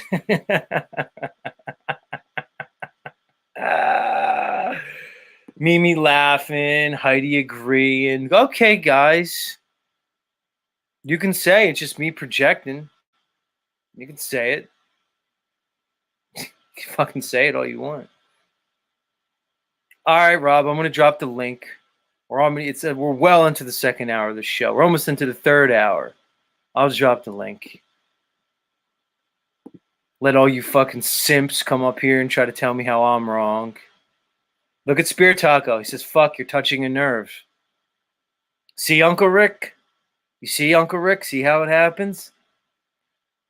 I come up and I fucking lay it out on all these people. And now Spear Taco, who was so secure in his 22-year marriage, he's questioning it because he's remembering it. Mimi just says Z needs some pussy big time. Don't assume, Mimi. Don't assume things. Don't assume that I need some big time pussy or some pussy big time. It ain't necessarily true. All right, let me drop the link. Watch all you thirsty motherfuckers come up here and fucking tell me how I'm wrong. I want receipts, gentlemen. If you're going to come up here and tell me that you should be going down on these women and that I'm wrong, I want receipts. I want you to show me evidence of how that's worked out in your life or anybody's life.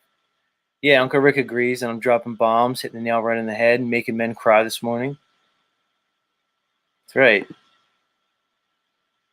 That's right.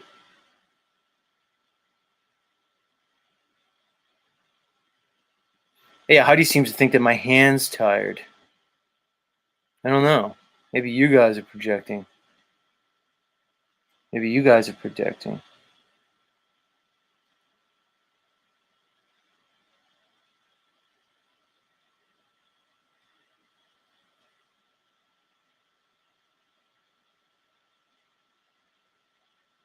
Freedom Grower's crying. But he's not happy crying. He's sad crying. What are you crying about, Dick? Are you, like our friend Spirit Taco, questioning? Are you going through like certain moments in your relationship where,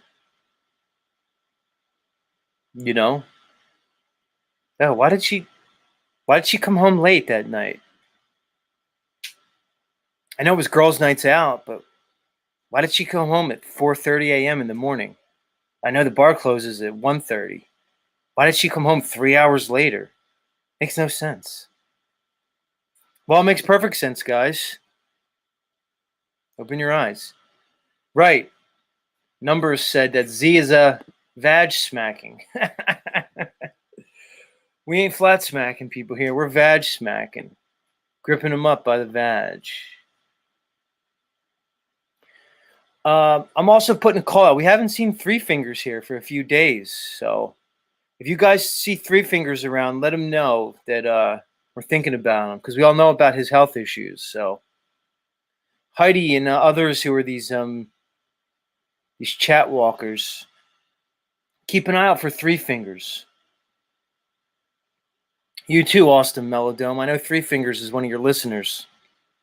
And he's pretty consistent with being here with the show, you know, and he hasn't been here in days. So I don't know, Three Fingers. If you hear this, if you listen on the replay, send me a message. Let us know you're okay, dude. I don't know. Just thought of that. Yeah. Yeah, Heidi, right? Shout out Three Fingers. We want Three Fingers to be okay. Yeah, keep a lookout for Three Fingers, guys.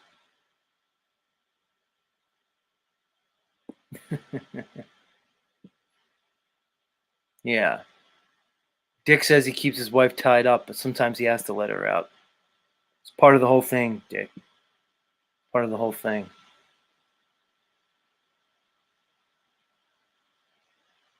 Larry James says, if you have to go in her phone, then you should not be with her. I couldn't agree more, Larry. Could not agree more.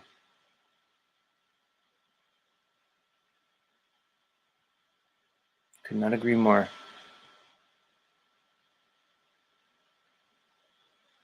Heidi says, can Z ever trust again? No, because women should not be trusted. Rob, Christos, pay attention again. Don't let these women steer you wrong. She says, can Z ever trust again? No, because you should never trust these women, guys. Look, women are not to be trusted, guys. Young guys, old guys. You can't trust them. Ever. They are not to be trusted. It is to your own detriment if you trust them. Realize what they are, realize their nature, and act accordingly. Do not trust them. So no, Z will never trust again, Heidi. Yeah, Thunder Chicken says, Z gonna learn you, youngins. He's gonna learn you. Don't worry, Rob. I'm gonna let you up, Rob. I'm gonna let you up. I'm just gonna learn you first in the fucking process. Christo says Zetetic MGTOW.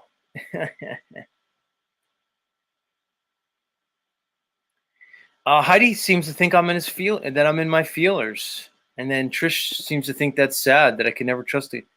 No, I'm just knowledgeable, learned. Guys, look. Let me just say, these women are going to say, "But you could trust me." Guys, don't trust women ever. Never, never, never, never, never, never, never, never, never. They're going to say a bunch of shit, and they can never live up to it. Guys, they never live up to their contracts. They never live up to anything that they say. It's not part of their nature, guys. It's just not. You know? And I got fucking Cage Reality back here. Cage, I'm not going to take anything you say on women seriously. Because you try to come off as a tough guy, like, oh, I'm Cage, you know? I'm a fighter. I do, Sherry says, wow, what a sad statement. See, come on, Sherry. Be honest. You know you're not to be trusted. You know that. You know it. Look, Heidi wants to point to my past relationships. No. Be honest, ladies. Do your best to take accountability. You are not to be trusted. Never, never, never, never. Never, never, never. All right, let's let these guys up. Let's let Rob up first. Come on, Rob. I'm going to let you up, man. Try not to be a super simp in front of everybody, Rob, as you try to argue against my point. Go ahead, Rob. Welcome back. What's up, man? What's up? I'm sure you have a lot to say to me this morning. Not really. I mean, I would agree that most women aren't trustworthy, and that kind of goes into why I've only gone down on 2 women out of the ones that I have been with. You're keeping track, So, huh?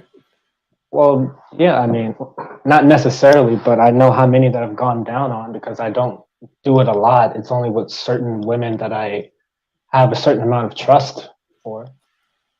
You know, and like I said, it's only been 2. That was the last woman I was with, and the woman I was a few years ago before that. Mm-hmm. Right. And look how it worked out, Rob. You're not with him now, are you? But did it work out? Well, look at you. Did it work out for you? Did you not go down on her, and it ended up not working out, or what? Right. So you just proved my point. Like, I yes, didn't. You said correct. you didn't go down on her, right? No, wrong. Of course Oh, I you did. did. Yeah, bro. Yeah. Yeah, don't think I've never done it before. I'm speaking from experience. I'm definitely speaking Speaking from from bad experience. experiences, and you're projecting it You onto know? everybody else. Laurie's flipping a script and says women don't trust men. I guess this is the state of Oh, that's true. the So male most female men aren't really dynamic, trustworthy. you know. I mean, some people are saying just don't trust anybody, you know. Good point. Yeah. Rob, I guess they sort of have to work up the trust, right? yeah, I got Caged Reality backstage, and I like Cage, but I don't know. Like he's not. I don't always feel he brings the best component, the best dynamic to my show. Um, but he's What, and I backstage anyway. do? As He's boring as back. I am? Well, here's the thing, Rob. You know, it's you could fade into the background sometimes. You know, so and I let you up and down, but Cage is a different thing, man. He comes up. He's abrasive. He's rude. He kind of thinks he knows everything and he doesn't. But he does have some Well, good that's true. knowledge. He has. There's certain topics that I think Cage has like a lot to share, right? He can come up. He can tell us about the secret societies. He could tell us about his thoughts on hermeticism and mental alchemy and the mind. I value all those things about Cage, but in many ways, there's other areas where he lacks. He's deficient in. A lot of it, I think, is because he's Canadian, which again gives him an inherent disadvantage right off the jump. But part of me just wants to leave him backstage and not even let him up. Like I'm not under any obligation to let Cage up. Christos is shaking his head. Let's let Christos up. He's in the back.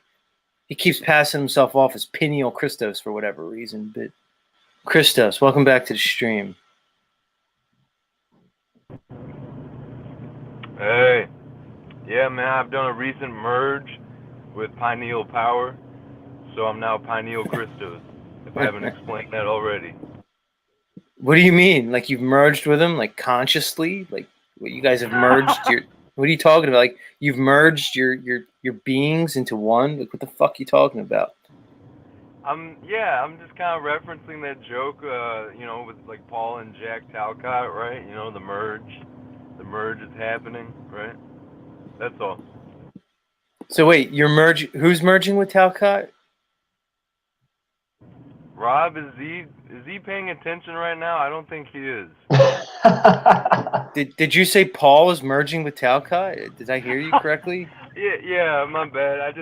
I thought I was referencing something that was like a known little kind of like community meme, the merge. It was even a thumbnail.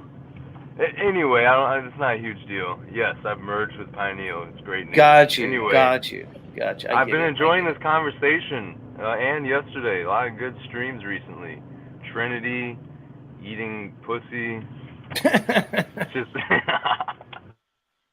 Well, come on now. Now, after you've heard me for the last 2 days and more, Christos, and you've gotten my take and others on this topic, where do you stand, bro? it's, Have I gotten through to you, bro, or are you still gonna be going down on these broads? Come on, dude. I think Rob presented a great case in the sense that he's done it with a couple women that he has a certain level of connection or trust with. I think that's what it comes down to. You don't need to. Every female that you have some type of sexual interaction with, you don't have to eat her out. But I definitely, Thanks, that's I fucking think it's an gross. old school mentality, Z. And it's not bad. I do see the value in what you're saying, but just I don't think I could ever go all the way through with just like, you never eat a woman out. That's like big no in life, and you're fucking up if you ate a girl out. I don't think that's true. I know that's not true. It's not even a thing. I know that's not true. I think Rob has a good like middle ground, basically. Rob, can you guarantee that you've never lapped up another man's jizz when you've gone down on some bitch? Can you guarantee it? No, you can't, dude. That's the problem. The possibility's Well, you always can't there, guarantee bro. it, but I mean, there's a certain level of trust that you have with an individual that you're with, you know. And I would say that it's more than likely because you say you can't guarantee it, but I mean, I trust the person or the woman that I was with. I had no inclination or even had like suspicion to really believe she had anything to hide, that she had anything hiding. Hmm. I don't know. Then again, that's just with her. I've had different inclinations and different feelings with other women that I've been with, so that's sort of how I gauge. Christo, should I let up Cage? Now, see, here's what my problem. I was informed by Axis Ratblood, the Satanist. Now, Christos knows that Axis Ratblood developed his hate frequency, and he told me that he has given the technology for the hate frequency to various content creators, and Cage was amongst those. So I know that Cage is sitting on the Axis Ratblood hate frequency technology. Now, if I fucking let Cage up, I got to be honest, Cage, I don't trust you enough to not use the hate frequency technology on my fucking listeners, dude. You understand, Cage? Damn. So Cage apparently has access to the hate frequency. And now if I let Cage up, I subject all my listeners to fucking basically some level of danger. Let me let him up real quick. And Are just you see, really like? Is that just a bit, non-bit, or is like what the fuck is up with that? Yeah, it is a bit non-bit. I think it's mostly a bit because, in one sense, I Find could that see Cage ridiculous. actually being on some strange shit where he would have that frequency. But yeah, no, let's let him up. You know, he agrees with you. He said, "Don't eat pussy, buddy." That's shamed of. That's frowned upon where I come from, is what he said in the back chat. all right, let's let him up. See what he has to say to the crowd. Especially if he's going to agree with me, man, because it seems like I don't know I'm kind of on an island by myself. At least this morning, most guys think that I'm out of my mind. I don't know. Let's Cage. Go ahead, lend your voice to this topic. What do you got for us? Yeah, what's up, everybody? Yeah, I completely agree with you. From like where I'm from, it's completely frowned upon. Rob, you better not be Jamaican because you'd be ostracized by the Jamaican community here. They'll call you an Itaman. Dude, I was born and raised in Las Vegas. I'm saying like your My ethnicity, family. like your background. No, my family's from Louisiana. They're all Americans. No, I'm saying like further down Gone the in, line. I've gone into this before. They're all Yeah. Americans. All right, well, so you get a pass then. You're lucky. But yeah, over here you get called an Itaman. You cannot. People make fun of you for that shit over here. You can't be doing that. But people do it. People do it all the time, but they lie about it to their boys and shit, They keep it on the low. Can't be doing that.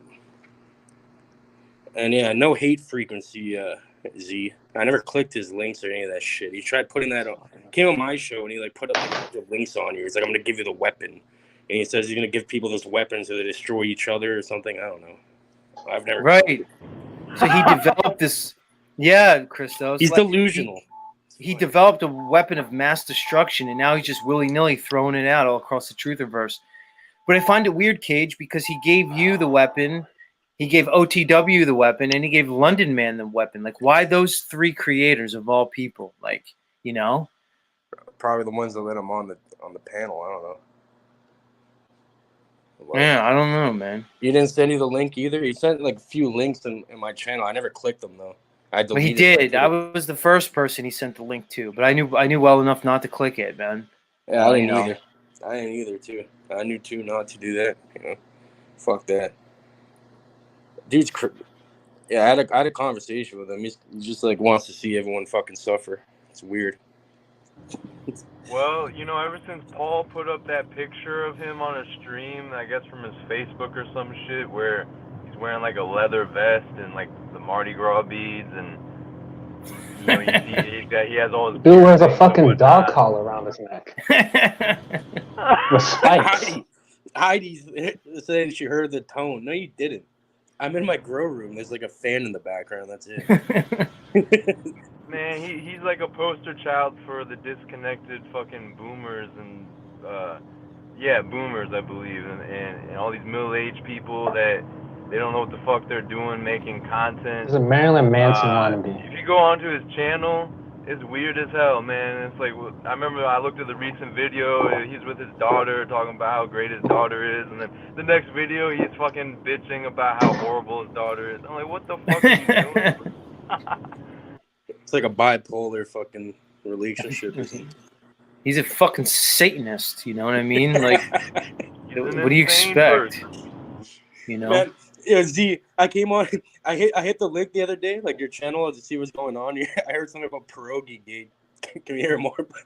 That shit had me dying of laughter. Something about stoned as fuck eating frozen pierogies out of the freezer or something. That was the funniest shit I've ever heard on here in my life. That shit had me laughing for real. Oh You yeah, want that was like yesterday or a couple of days ago. That was great. Yeah. pierogi gate? No, it's about Lou. I was dying when I heard that shit. You want to revisit pierogi? It's about Lou Bastone, Lou Bass, who's he's a member of the Trutherverse community, and no, man, he just gets drunk and stoned, and he just eats raw pierogies, frozen, like a pierogi-sicle. The guy apparently doesn't even cook the fucking things. A frozen pierogi. What the fuck? Right. But the problem is he claims to be against like agro business, particularly like wheat-based agriculture, but so he claims that he eats roadkill and he has his own farm and stuff like that, but he's just eating fucking pierogies as he's railing against large-scale, grain agro business. It sounds like a bit. It sounds like a fucking bit out of Trailer Park Boys or something. Yeah, anything For real. anything Canadian's Trailer Park Boys to me, That's Lou Bass. It was basically because we had his daughter was up, so and we had to go into pierogi gate. It's Lou. Yeah, pierogi sickle. At least we made you laugh, Cage. I mean, what else am I here for other than to make Caged Reality laugh? How's your channel going, Cage? Have you done any more streams? What's the deal? Not really. I don't really like. I'm not really trying to like grow it or anything. I could eat I could, but I don't know. I'm not trying to get. I'm more focused on my businesses, like growing those social media I profiles. understand, kids. I laugh, but like I do understand what you're saying for sure. Delta. Yeah. I love how sometimes in the live chat people call you Delta. It's like you're a dang like Agent 47 or some shit when they call you Delta. Oh, it's from Delta 9 Organics. It's like it's my weed thing. Yeah, fair enough, Cage. Fair enough. Yeah, a lot of people know me as What's up? Why you got me on the big screen? Oh, I just hit the wrong button, dog. Don't ask me. I just fucking hit something wrong. Ladies and gentlemen, we have a special guest backstage. Sorry, I've got to get rid of you plebes. When a star walks into the room, everybody needs another place. He's laughing. I'm going to put you guys in the back. Don't get mad, Rob. I love you. We've seen your pretty face enough, Rob. All right? The ladies got to look at you. There he is, everybody. Rob Cleveland. He's back on the show. He's here for you white bitches. All right. Much love. Get rid of you guys. Yeah, we see you back there, Mr. Talcott. Cheesing, grinning, and shit. Fucking. Yeah, that's right, guys. Jack's here, our singer. We pissed Rob off by letting him go. He loves his fucking screen time. He can't get enough of it. It's all right, Jack. It happens. When you make an omelet, you got to break a few eggs. Yeah, that's right, our singer. It's Talcott. He woke up. Yeah, Christos. It's Talcott. How do I Oh, okay, Rob. Rob says no. I just don't fuck with Jack. That's why he doesn't. All right, Jack. Apparently, our friend Rob Cleveland, Piano Man's not the biggest fan. Yeah, he's coming up, Dick. Look, the whole crowd is like, look at them. They're going crazy. They're all at Twitter. Yeah, how do I? No, Heidi. You just can't say no, Jack. No, man, Mac. Wrong. Everybody wants to hear Jack. Everybody wants to hear Jack. You can't say nobody wants to hear him. That's just wrong. It's inaccurate. Jack, I'm not going to stand for inaccuracies here in my channel. I'm not just going to let my audience besmirch and disparage the great Jack Talcott. I'm not going to let it happen, and I won't let it happen. We're not doing that, guys. Yeah, Timmy Carini. Pay attention. Just when a star walks into the room, everybody needs to just recognize. All right, let me give Jack his proper introduction here. Just working out some stuff in the background. Everybody calm down. The computer doesn't want to cooperate. There it is. Ladies and gentlemen, my next guest really needs no introduction. It is my show, Mad Mac. You're right. It is my fucking show. Jack, I build anticipation. That's what I do on this show. My next guest needs no introduction, guys. If you don't know who my next guest is, then, you really don't know much. You've been missing out. Where have you been? Under a rock somewhere? My next guest is the founder, the owner, the operator of the registered trademark Live Without Fear. Of course, my StreamYard's messing up, Jack. Of course, it's going to do it right in this big moment. Come back, StreamYard. I'm glitching out. Come back. I think I'm back. See, Jack, the powers that shouldn't be don't want us to co-create, Jack. Yeah, they're fucking with. He's shaking his. He's nodding his head. Yeah, they're fucking with me, but I think I'm back. Anyway, let's bring him up before I lose it. Before I lose the connection. Ladies and gentlemen, without any further ado, let's welcome back to Z Show, Mr. Jack Talcott. Jack, welcome back to the show, brother. Hey, thank you. God bless. You have a flair and an introduction like that. Holy cows, man. Holy cows. I wasn't sure how to approach this morning. I woke up and talking about eating pussy and and then I saw the link, and so I'm coming downstairs and then there's no link, and I was like, all right, what do I do? And then just when I was gonna type and say hi, greetings to everyone, there was the link. So I decided I'd sneak up here rather than give the chat a heads up. And Rob's face, holy shit, that just cracked me up, man. The look on his face when he said I was here. Jack, I've seen that look on Rob's face plenty of times, man. He's looked at me with the same look. It's the look of pure and utter disgust. Believe me, I've seen it a million times. Don't take it personally, man.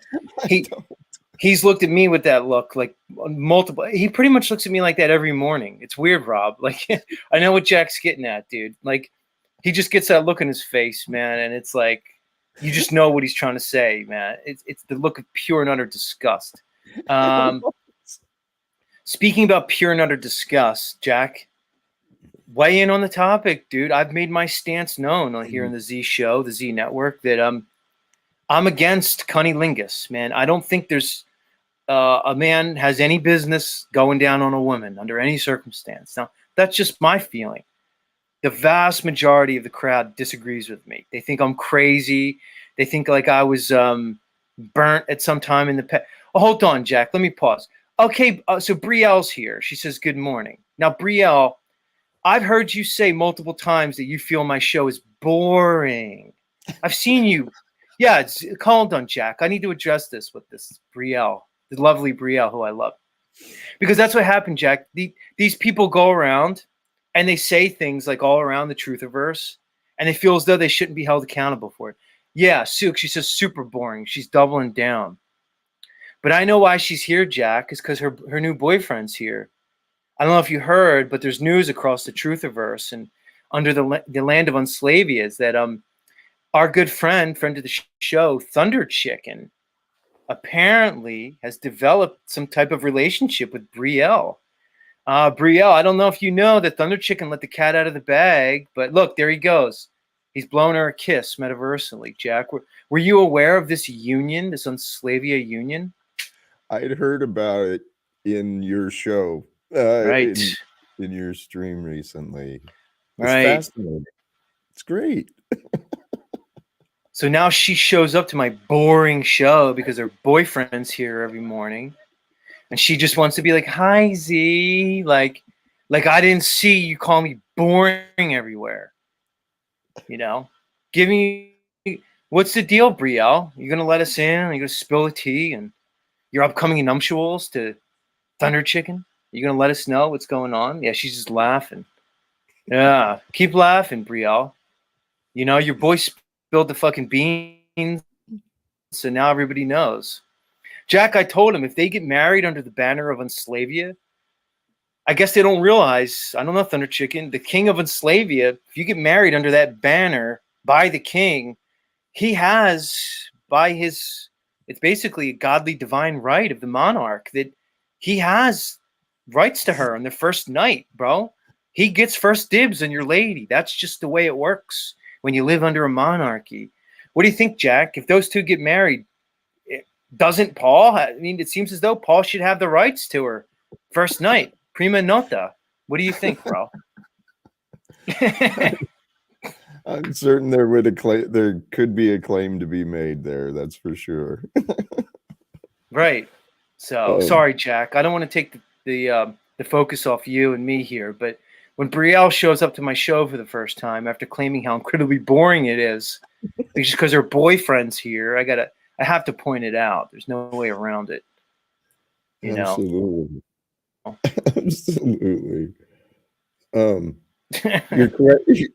Your question though, Z, honestly, I hear a man who's been hurt. That's what I hear. Because I don't trust women. I used to feel that way. I can resonate with it. There's plenty of cases to be made for that. That's not healthy. As far as the action and the intimacy, I'm more with Rob's mind these days. I don't see anything wrong with it, but you know, it's for the special ones. You know. Gotcha. Jack, you're coming in a little choppy on your mic. It's not horrible. I'm trying to adjust it on my end. There's like just a slight degree of choppiness here and there. Are you guys hearing that in the crowd? A little bit of roboting from Jack? No, Christos? He sounds good. Say something, Jack. Is it my link, my connection, you think, or my setup? I don't know. You sound good now. You sound good now. Let's just move forward. So from what I picked up from that, Jack, you're basically you're claiming that very likely I was hurt somehow in the past. Either I was traumatized or otherwise, and that it's because of that past trauma that I'm advocating against cunnilingus, right? And that you're more pro cunnilingus. You don't think it's an issue. You think guys should be going down on these chicks. You don't have a problem with it. Interesting. No, I'm not saying go willy-nilly. Because here, in today's mindset, there's a lot of women who should not be trusted. There's a lot of men who should not be trusted. So the trust thing, we've got to build it up in ourselves, and we've got to learn what's right, when's right. The trust thing, Z, though, I love you, brother. I really do. I got so much respect for you. But I think you've been hurt. I really do, man. So you think I need to work on my my trust, that I should work on trusting people more. You think I need to be a little bit more vulnerable. So it probably shows some type of lack of vulnerability on my part, where I'm afraid to open up because I don't want to get burned. But in some way I'm probably limiting myself in this reality, right? I'm kind of missing out. I could hear that, bro. Well said. Yeah. I could hear that. Go ahead. How's things been going, Jack? I've kind of seen you co-creating with a broad base of content creators. It seems like your world is opening up a bit. What can you what can you tell us? Can you give us an update in terms of your channel, your content, where you are, where you'd like to go? What can you tell us? Because we all know and love you, Jack. I'm sure many of us, at least, but maybe some of us need an update. I appreciate that. Where it's going, I have big hopes. As far as the changes, I've been trying to change the format and find my rhythm and stride, but I haven't quite gained my comfort yet. But yeah, I've been introducing myself to other platforms and other people. I've even explored that StreamYard has a collaboration function with it. I've explored that. That's how I met that True Life podcast. My hope is to I don't know, bring some inspiration, man. There's not just the truth, because the truth can be scary, can make people pretty angry. Jack, go ahead. Yeah, go ahead. Thank you. I know I sound naive, but I'm trying to bring hope. I think our world needs hope because we've lost trust. This world we are the solution for the world. That's what I've decided. I'm sick of waiting for other people to do stuff. All right. Jack, it's hard to disagree with those words, but I do have Rob Cleveland in the back. He seems passionate. He's passionately signaled to me that he wants to come up.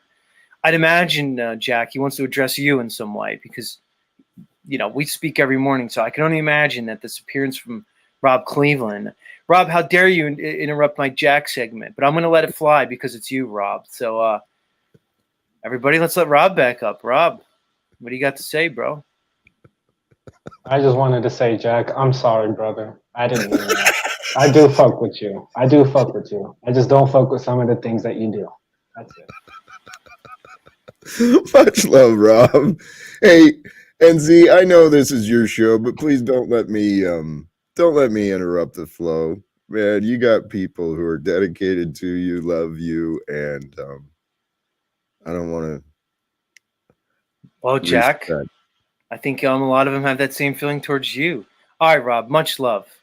I got to do so. Jack, all right. So in the spirit of, my show, things like that, I do segments on my show, Jack. You may have noticed, I have things that are in development. Like, for instance, Jack, you might be very pleased to know, I don't know if you heard, but I'm working on a Christmas special. Have you heard this yet or no? The Christmas special? No, I don't know. Yeah. I don't know that I've heard of that. Yeah, many of my longtime listeners may be aware. Christos is laughing backstage. But I'm working on a Christmas special, Jack, and it involves you, believe it or not. So I'm going to pitch it to you, and, Yeah, so maybe you did hear it. So this, for anybody who doesn't know, and I'll just go into it more for Jack, since he's going to be the star of the Christmas special, is we're in developments, Jack, for a very special Truthiverse Christmas.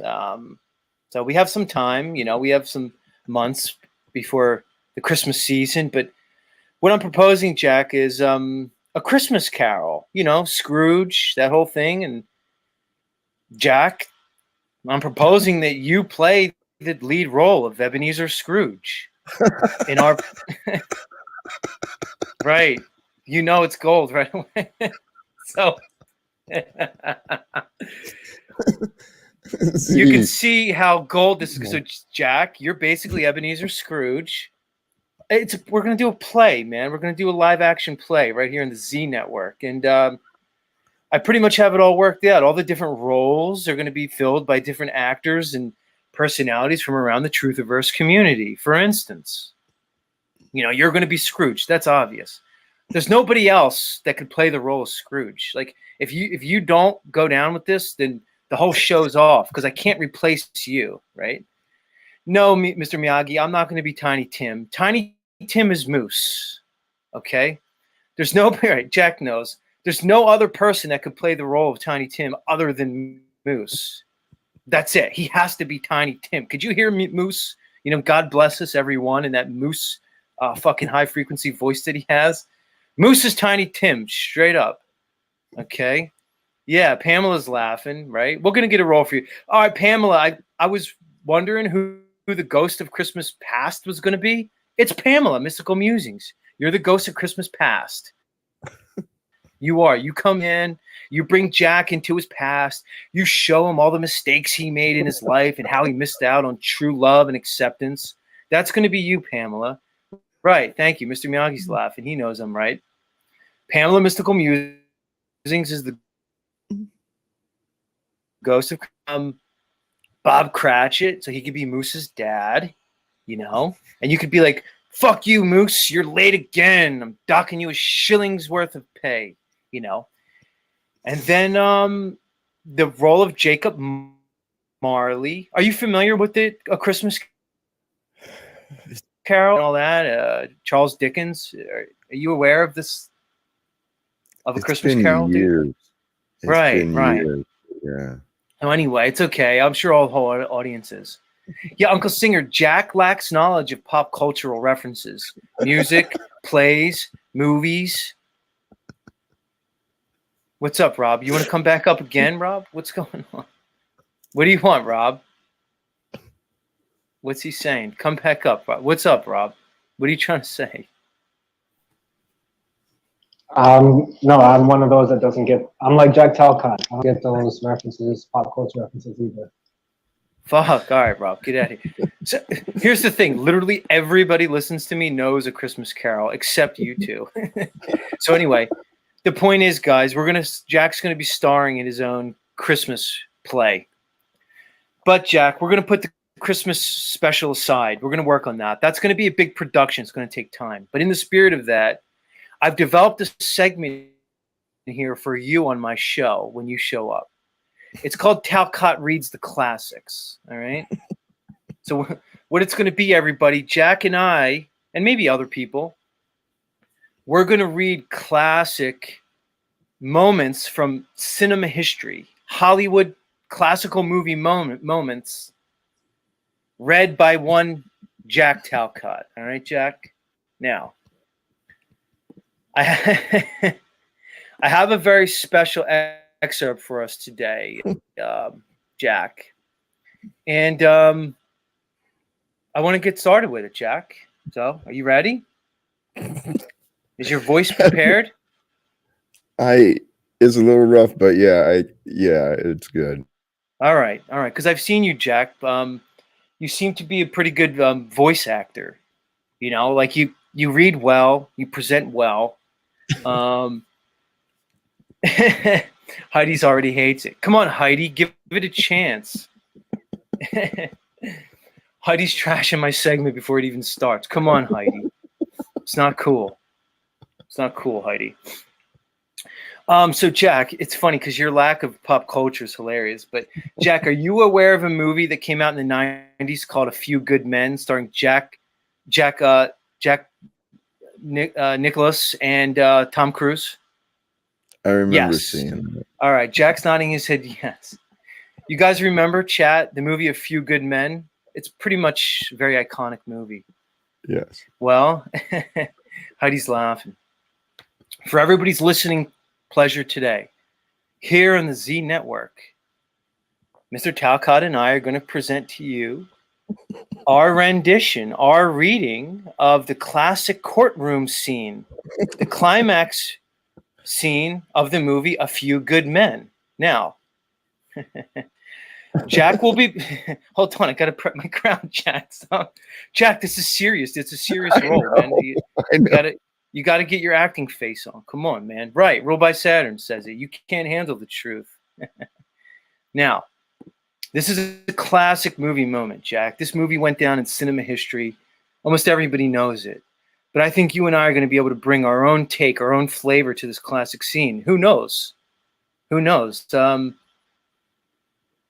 We may actually create a scene that's even more iconic than the original. You and I may even eclipse the great Jack Nicklaus and Tom Cruise. Is it Jack Nichols or Nicholson? Yeah, it's Nicholas. Anyway, you know Jack Nicholas, right? Yeah, Jack. Anyway, here's the thing. We're going to read it, Jack. Now, you're going to play the part, Jack, of Colonel Jessup, and I'm going to play the part of Lieutenant Caffey, right? So when you see your lines, you're Jessup, and I'm Caffey. It's going to help you reading it. Now, just to paint a picture for you, Jack, because I want you to be able to get in character. All right? Uncle Rick, you know what I'm talking. Is it Nicholson? Who's the fucking actor's name, Uncle Rick? Isn't it Jack Nicholas? Or is I it think it's Nicholson? I think. Jack I think Nicholas. Nicholas is a golfer. Oh, it's Nicholson. Thank you. Jack Nicholson. Much love, Trish and Uncle Rick. Yeah. Jack Nicholson. Thanks. All right. So you're going to be the Jack Nicholson guy, and I'm the Tom Cruise guy. Got it? Okay. Now, we're in a courtroom, Jack, and you're a big-time, arrogant colonel. You're a Marine colonel, and you're a witness on trial. And I'm the defense attorney for these two guys. And you and I are basically going to be going at it. You don't like me very much, and I don't like you very much. And I'm about to nail you on something. So, of course, you're feeling like you're under the gun. See, I'm directing this thing. And you're going to be nervous, and I'm about to fucking nail your ass, and you're going to get real pissed at me when I do it. All right? So I've created the scene and the setting. All right. Let's get into it, Jack. Let me bring up the script for everybody, and we'll fucking go from there. Just calm down, everybody. We're doing it live. We're doing it live. Let me bring this up. I'm going to have to share my screen. Let me do this. All right. How could I put me and Jack on the side here? That's what I'll do. I'll go like this. Because, Jack, I want you to be able to read this. So I'm going to have to share this. Like I said, guys, everybody calm down. We're doing it live. We're doing it live. All right.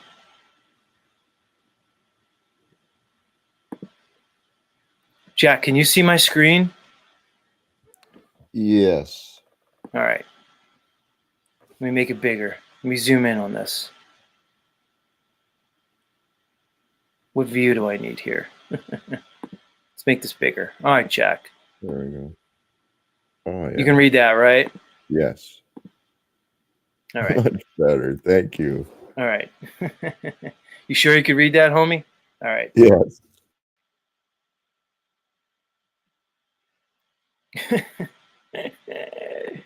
Maybe that might be too big. All right, that's too big.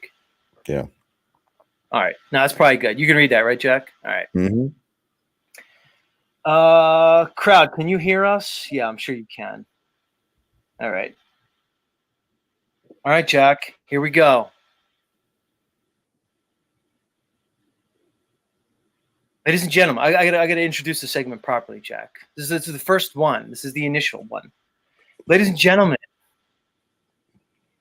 guys and dolls from around the Twitterverse,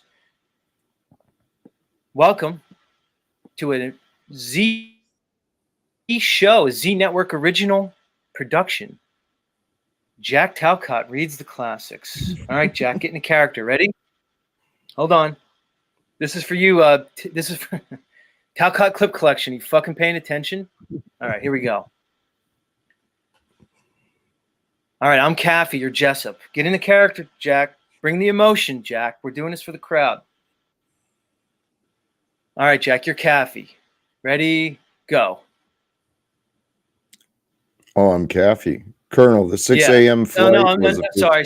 I fucked up. See, I'm Caffey. Yeah. You're Jessup. Fuck my own shit up. Ready? Colonel, the 6 a.m. flight, was that the first one off the base? Yes. Come on, Jack, keep up. I did, yes. Hold on. There wasn't a flight that left 7 hours earlier and landed at Andrews Air Force Base at 2 a.m.? Defense, I'll be calling Airman Cecil O'Malley and Airman Anthony Perez. They were working the ground crew at Andrews at 2 a.m. on the 7th. This is ridiculous. Colonel, a moment ago... Check the tower logs, for Christ's sake. We'll get to the airman in just a minute, sir. A moment ago, said that you ordered Kendrick to order his men not to touch Santiago. That's right. And Kendrick was clear on what you wanted? Crystal. Any chance Kendrick ignored the order? Ignored the order? Any chance he forgot about it? No. Any chance Kendrick left your office and said, the old man's wrong? No. When Kendrick spoke to the platoon and ordered them not to touch Santiago, any chance they ignored him? Have you ever spent time in an infantry unit, son? No, sir. Ever served in a forward area? No, sir. Ever put your life in another man's hands? Ask him to put his life in yours? No, sir. We follow orders, son. We follow orders or people die. It's that simple. Are we clear? Yes, sir. Are we clear? Crystal.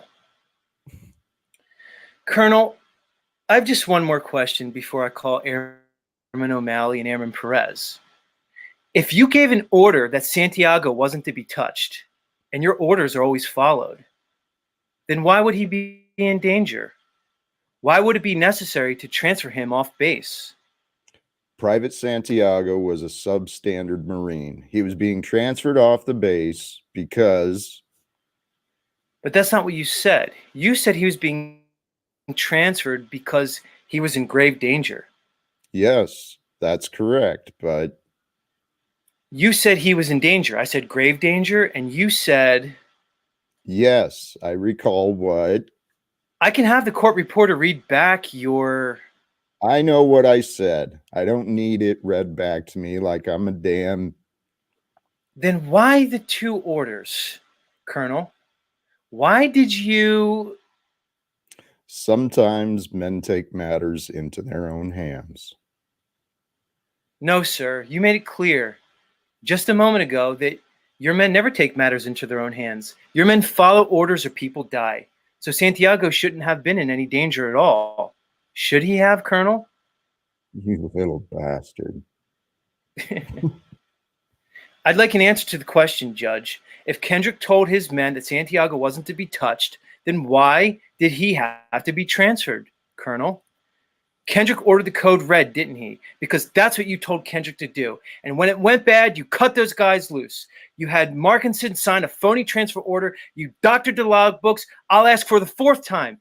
You ordered the... You want answers? I think I'm entitled to them. You want answers? I want the truth. You can't handle the truth. Son, we live in a world that has walls, and those walls have to be guarded by men with guns. Who's going to do it? You? You, Lieutenant Weinberg? I have a greater responsibility than you can possibly fathom. You weep for Santiago and you curse the Marines. You have that luxury. You have the luxury of not knowing what I know, that Santiago's death, while tragic, probably saved lives. And my existence, while grotesque and incomprehensible to you, saves lives. You don't want the truth because deep down in places you don't talk about at parties, you want me on that wall. You need me there. We use words like honor, code, loyalty. We use these words as a backbone to a life spent defending something. You use them as a punchline. I have neither the time nor the inclination to explain myself to a man who rises and sleeps under the blanket of the very freedom I provide, then questions the manner in which I provide it.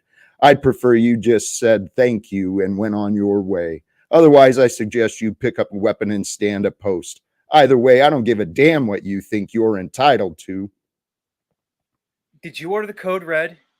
I did the job you sent me to do. Did you order the code red? You're goddamn right I did. Please, the court, I suggest the jury be dismissed so that we can move to an immediate Article 39A section. The witness has rights. What the hell's going on? Captain, what the hell's going on? I did my job. I'll do it again. Now I'm getting on a plane. I'm going back to my base. What the hell? I'm going to tear your eyes right out of your head and piss in your dead skull. You fucked with the wrong Marine. I saved lives. That boy was. There was a weak link. I saved lives. You hear me? You fucking people. You have no idea how to defend a nation. All you did was weaken a country today, Caffey. That's all you did. You put people in danger. Sweet dreams, son. Don't call me son. I'm a lawyer and an officer of the United States Navy, and you're under arrest, you son of a bitch. The witness is excused. The end. Oh, too bad. Jack, I gotta say, Jack, you nailed it, man. I mean, Jack, I think you brought something to that part that I don't think Hollywood or cinema at large has ever seen, man. I think you brought a dimension and a dynamic to that part that Jack Nicholson could have only ever dreamed of. Look, let's see what the crowd has to say. Roll by Saturn says bravo. Christos says awesome. Trish Bastone, Lou Bastone's Elsa's daughter, gave you a trophy. Melodome says that was good. Capricorni, great. Heidi, who hated the segment at first, gave you a bravo. I mean, come on. It's in. I mean, it's a hit. We're going to bring this to Broadway. You know, people say fire all around. Mr. Miyagi even liked it. And he hates almost everything all the time. Roll by Saturn says Jack nailed it, I must say. Uncle Rick just gave us a bunch of bombs and said it's awesome. Talcott clip collection. If you don't do something with that, you're not doing your job, dude. Like, if that's not tailor-made for you, Talcott clip collection. Yeah, look, Laurie said you found your calling, Jack. How did you feel about your performance, Jack? I know I threw it on you quick. You really didn't have time to prepare, but, you know, let's do the post-game wrap-up. How do you feel you did? I have to admit, when I first heard the ideas, I was not very, enthusiastic. And even as you were setting it up, I was sitting here thinking, what the fuck am I doing? Because honestly, I never fit into this world because I do not act. I'm not a good actor. I never enjoyed plays. I never enjoyed any of that stuff. But you nailed it, dude. The only person, Jack, that gave us a bad review was Lubas. Of all people.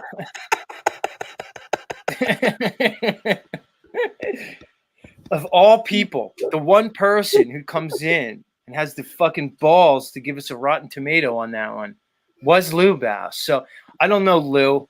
I'm going to take any fucking critique you give with a huge grain of salt, brother. Get the fuck out of here, dude. Lubas. Look, Mad Mac loved it, man. I don't know, Jack. You might have missed your calling, so I'll have to think, dude. We'll do future great moments in cinema history as we move forward, Jack. I think that, look, Pamela Mystical Musings loved it. She said, well done. And she's a hottie. Who knows, Jack? This could be a new venue for you, but you fucking did nail it. Granted, I gave you the part of a sociopathic, power-hungry lunatic. And honestly, I mean, I'm not surprised you literally nailed that part because sometimes they say that, there's really no difference between acting and just being. So I don't know. Those words, that scene is kind of easy to get into. I can see that. You fucking nailed it, man. You guys, listen, when you guys see Talcott clip collections, you better fucking tell him that he needs to do something with that clip. So, Jack, on a serious note, because I'm serious here on Z Network, obviously, this is what this is all about. Give us an update on your current relationship with other content creators. Particularly, where do you stand with Paul Enslaved? Where do you stand with Anton Daniels? What's your current take? Because we followed your journey here with multiple content creators. I don't know. Hey, We'd that's like to a- hear it in your words, because you know what, Jack? Everybody likes to paint a narrative. Everybody likes to tell a little story in their, from their imaginations and their perception. Let's hear it from you, dude. Where are you right now in relation to your, let's say, colleagues and other co-creators? Hey, I appreciate that. It's a fair question. Honestly, where am I at with the other the other creators? I don't know. I honestly don't know. Every day with Paul, it's like I think there's forward motion towards gaining mutual respect and understanding, and every day it seems to, I don't know. I don't know where to think there. And then with Anton, the more I've been talking with him and learning about him, he's got real similar patterns of arrogance that Paul's got. So the way I see it, Oh, interesting. I didn't know that. I wasn't aware of that. That was your take. I thought you and Anton were kind of pretty cozy with each other, but that sounds like there's a little trouble in paradise, huh? I wouldn't say it either way. Okay, but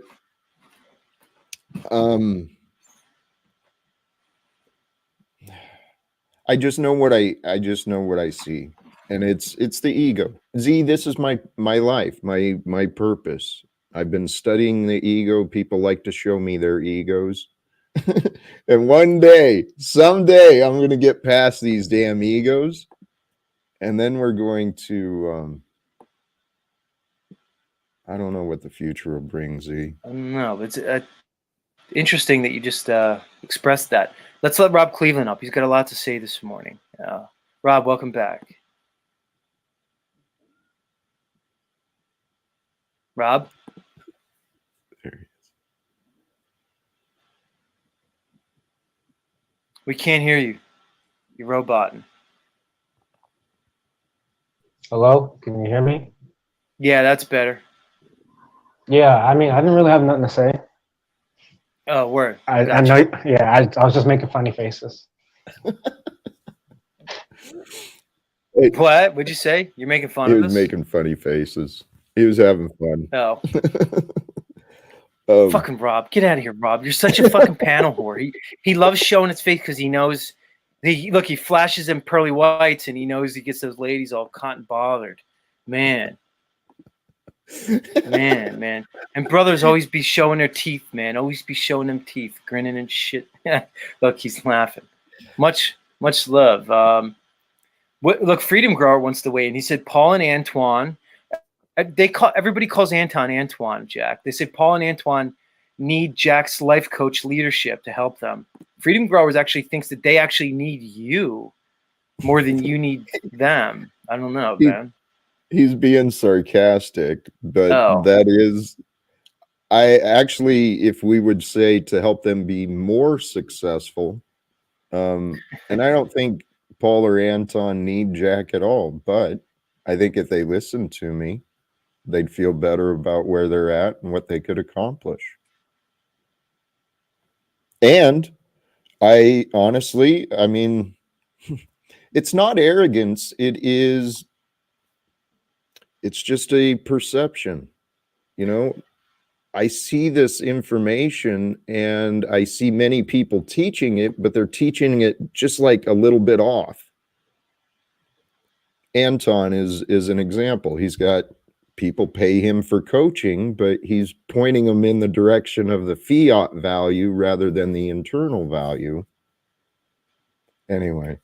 Jack, Hey, do you feel, let me ask you a controversial question. Do you feel as though Anton is promoted by YouTube and the algorithms because he's a black man?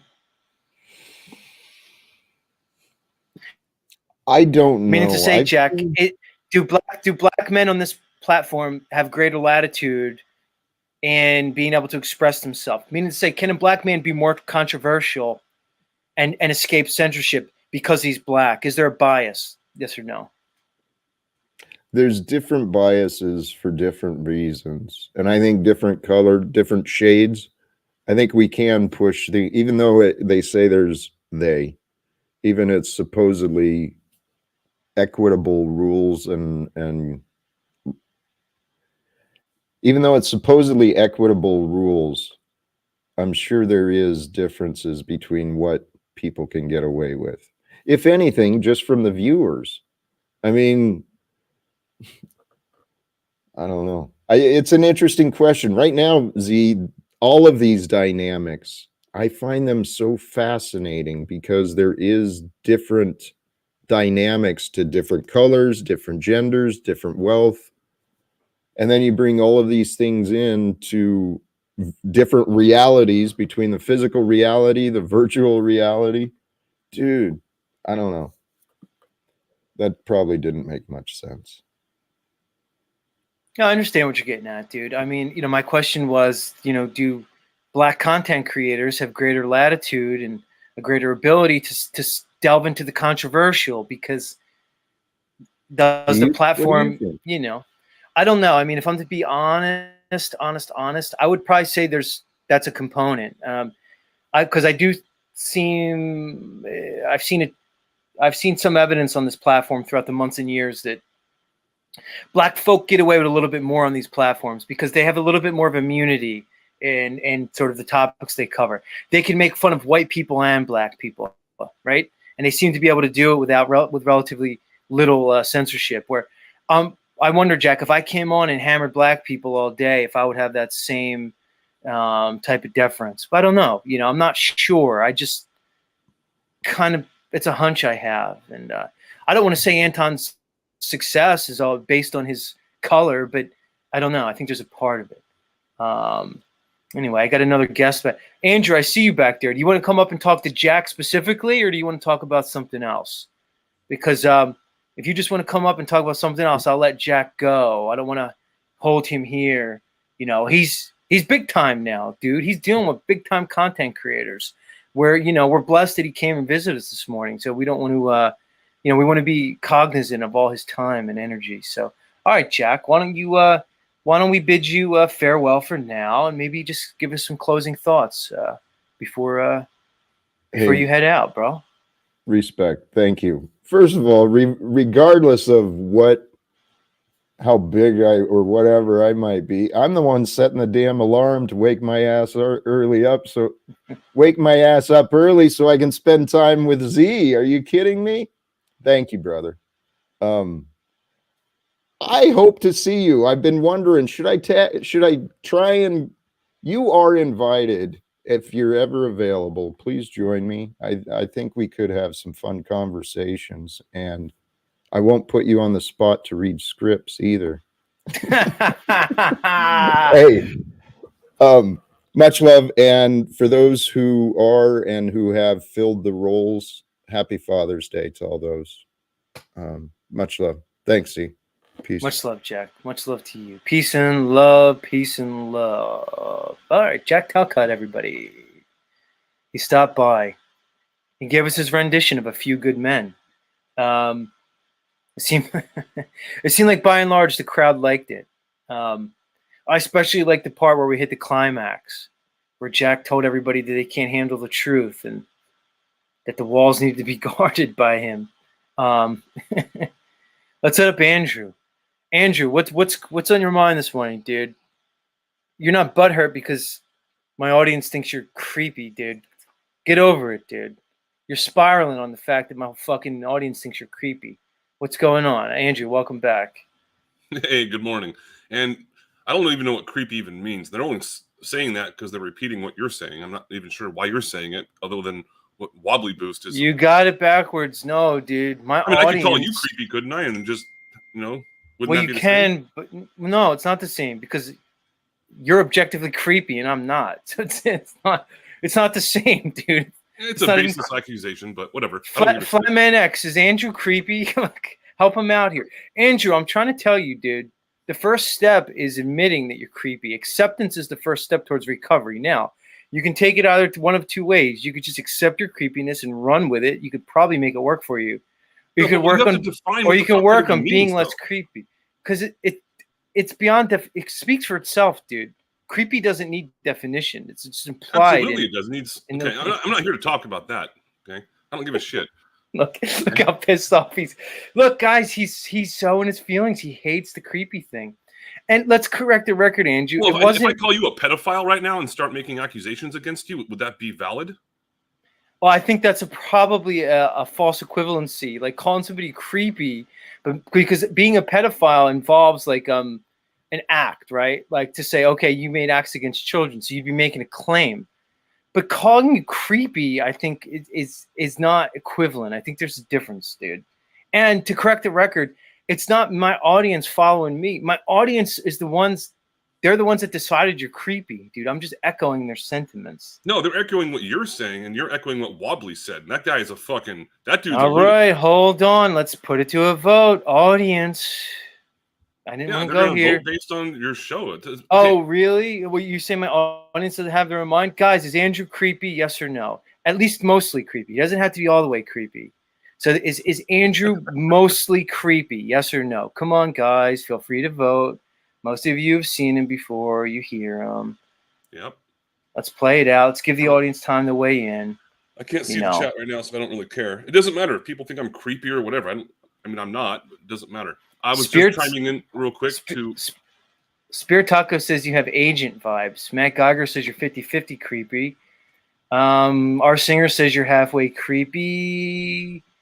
Mad Mac is suggesting you go with an Asian chick. I don't know. That wasn't a question, Mad Mac, but we'll take the answer. What the fuck does that mean? Nuba says no, but Nuba is a staunch defender of anybody who's a flat earther. So, Nuba, you're recused from these proceedings because I can't count on you to give a trustworthy comment here. Here's what I think, Z. I think it's creepy that you continue to bring this up over and over. So that's a little creepy. It's like stalking people. That's creepy. Or if you're like looking inside someone's bedroom window while they're sleeping, or like taking random pictures of people on the street and then like posting them online or doing shit like that. I don't do any of that crap. So I'm not really sure where this comes from. These are baseless accusations that it's kind of slanderous in a way. Well, Flatman X says he's going to stick up for you. So, I don't know. Dick just thinks you're getting triggered. Yeah, but Dick, that doesn't necessarily make him creepy. Because I don't pull punches, and someone comes after me, I'm gonna fucking punch back. So I don't put up with shit. Nuba says he would defend me too under allegations. Razvan says you're not creepy, but he's extremely creepy himself. So I'm not really sure. Okay, well, I wasn't here to talk about that. I was just trying to come in and say that the Few Good Men. That was pretty good for the first run. It needed a little more enthusiasm and emotion involved in it, because during that scene in A Few Good Men, right at the very end, when he says you can't handle the truth, that's when you see Jack Nicholson start to get like really. Then that's boom. That's where the punchline is. Right. And, yeah. I mean, it was pretty good, and I think that might be a good little segment for you to do in the future for different types of movies. Just to bring different people up and read different lines. And like Tropic Thunder, for example, another Tom Cruise movie. I mean, there's a lot of, that's more of a comedy movie than a drama movie, but I mean, you can pick countless movies and just pull up different scripts and have people read them. No, Dick. Dick wants me to make the rest of the show about Andrew's creep factor. I think I did, Dick, because the show's pretty much done. So I think that already happened.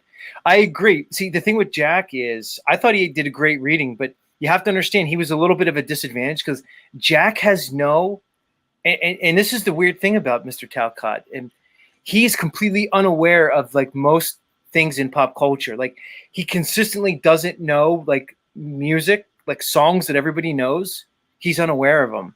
He's consistently unaware of movies and stuff. Like he has a weird gap, and some people have speculated, I mean, not me, is that they wonder, like, is Jack like a drone or like some kind of like a clone or an android, because his lack of pop culture knowledge is very suspect.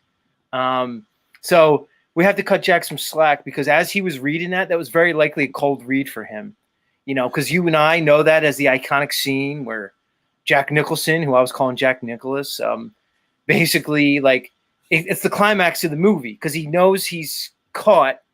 And he knows he's tricked, and his ego gets in his way, and he screams, "You can't handle the truth." Yeah, I ordered the code red.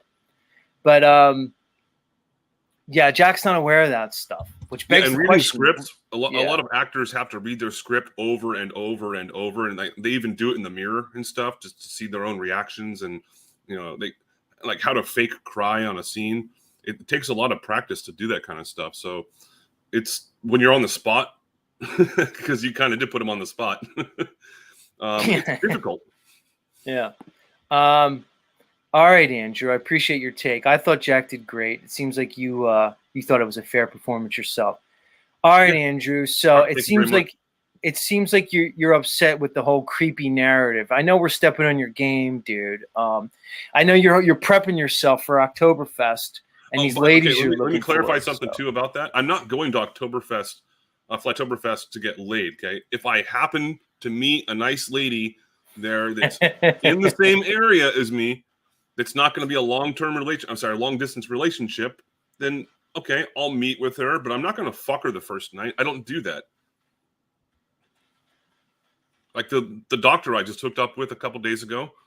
Again, this is the second day in a row you're bragging and you're flexing about this No, doctor. I'm saying it because I've known her for like 6 years, and I mentioned she's a doctor because it's like, oh, this crack whore I hooked up with. No, she's a fucking doctor. She's a physical therapist.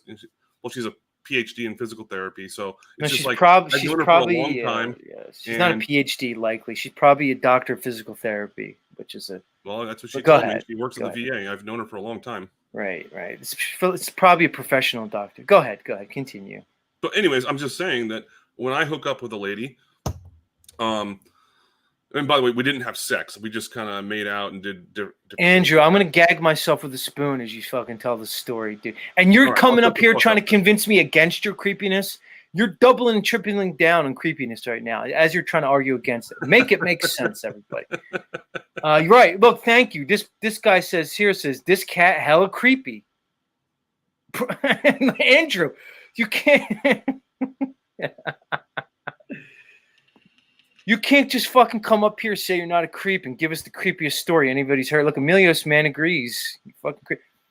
Okay, so why did you feel the need to flex on this doctor chick 2 days in a row? All right, first of all, it's kind of weird that you're flexing on your sexual conquests. But why did you twice have to tell us it was a doctor? Let's get into the psychology. But all right, Flatman, come up, Flatman. Flatman wants to come up. Because there's a difference between hooking up with a crack whore or a doctor. There's a difference. Yeah? What's the difference? Do I really have to explain that? Yes, I would like you to. Because I've met some doctors that have fucking way less integrity, morals, ethics, values, and principles than crack whores, if you want to know the truth. So I don't know. Well, I've never met a crack whore, so I couldn't tell you. I like to hear it. You've probably met crack whores. Just an analogy. Let's let FMX Radio up. Let's let him up. He wants to lend his voice to this conversation. He wants to. Are you going to defend Andrew, or what? Let's let him talk, ladies and gentlemen. Andrew, I don't know if you know, man. Chris, I think it's Flatman X. He's newly single, bro. Did you know that, Andrew?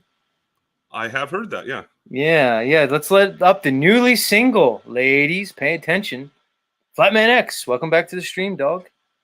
Grand Rising, man. Y'all some early birds, man. Y'all some really early birds. I love it. Good to see you all. Andrew, what's going on, my non-creepy friend, man? They doing you dirty, dog. They doing you dirty. But hey, good morning, Chris. I got you. The cool cat, Flat Effie's here, man. All y'all are straight. I don't know why y'all be picking at each other like that, man. Y'all really be on it, but it's all good. You keep your mental sharp and your fist a little bit buff when you're just poking at each other. You know, we men, we alpha men, so we can do stuff like that. What's everybody doing for Father's Day, man? What y'all doing? Going golfing with my dad. Nice. I hate golfing. Well, there you go. Enjoy your nice. Well, you're doing it for him. I'm not doing a damn thing. I'm just doing my normal Sunday thing, which is my normal everyday thing. You're an inspiration, my friend. You're an inspiration. I'm trying to get my voice out here on the YouTubes a bit more, and you're helping. You're helping with that. Appreciate that, man. You don't know how many people you're helping out here. Just being yourself. You know, the easiest thing you can do. So I appreciate that, homie. That's why I clock in every morning from 6 to 9 and I do my show, man. Even sometimes when I don't want to do it or I feel tired, because to me it's about showing up and doing it. And I was explaining a little bit before is, once you do what I'm doing, you establish a show, you know, you become part of people's lives. You know, you become a part of their lives, man. I had people reach out to me. I went on a 2-month hiatus.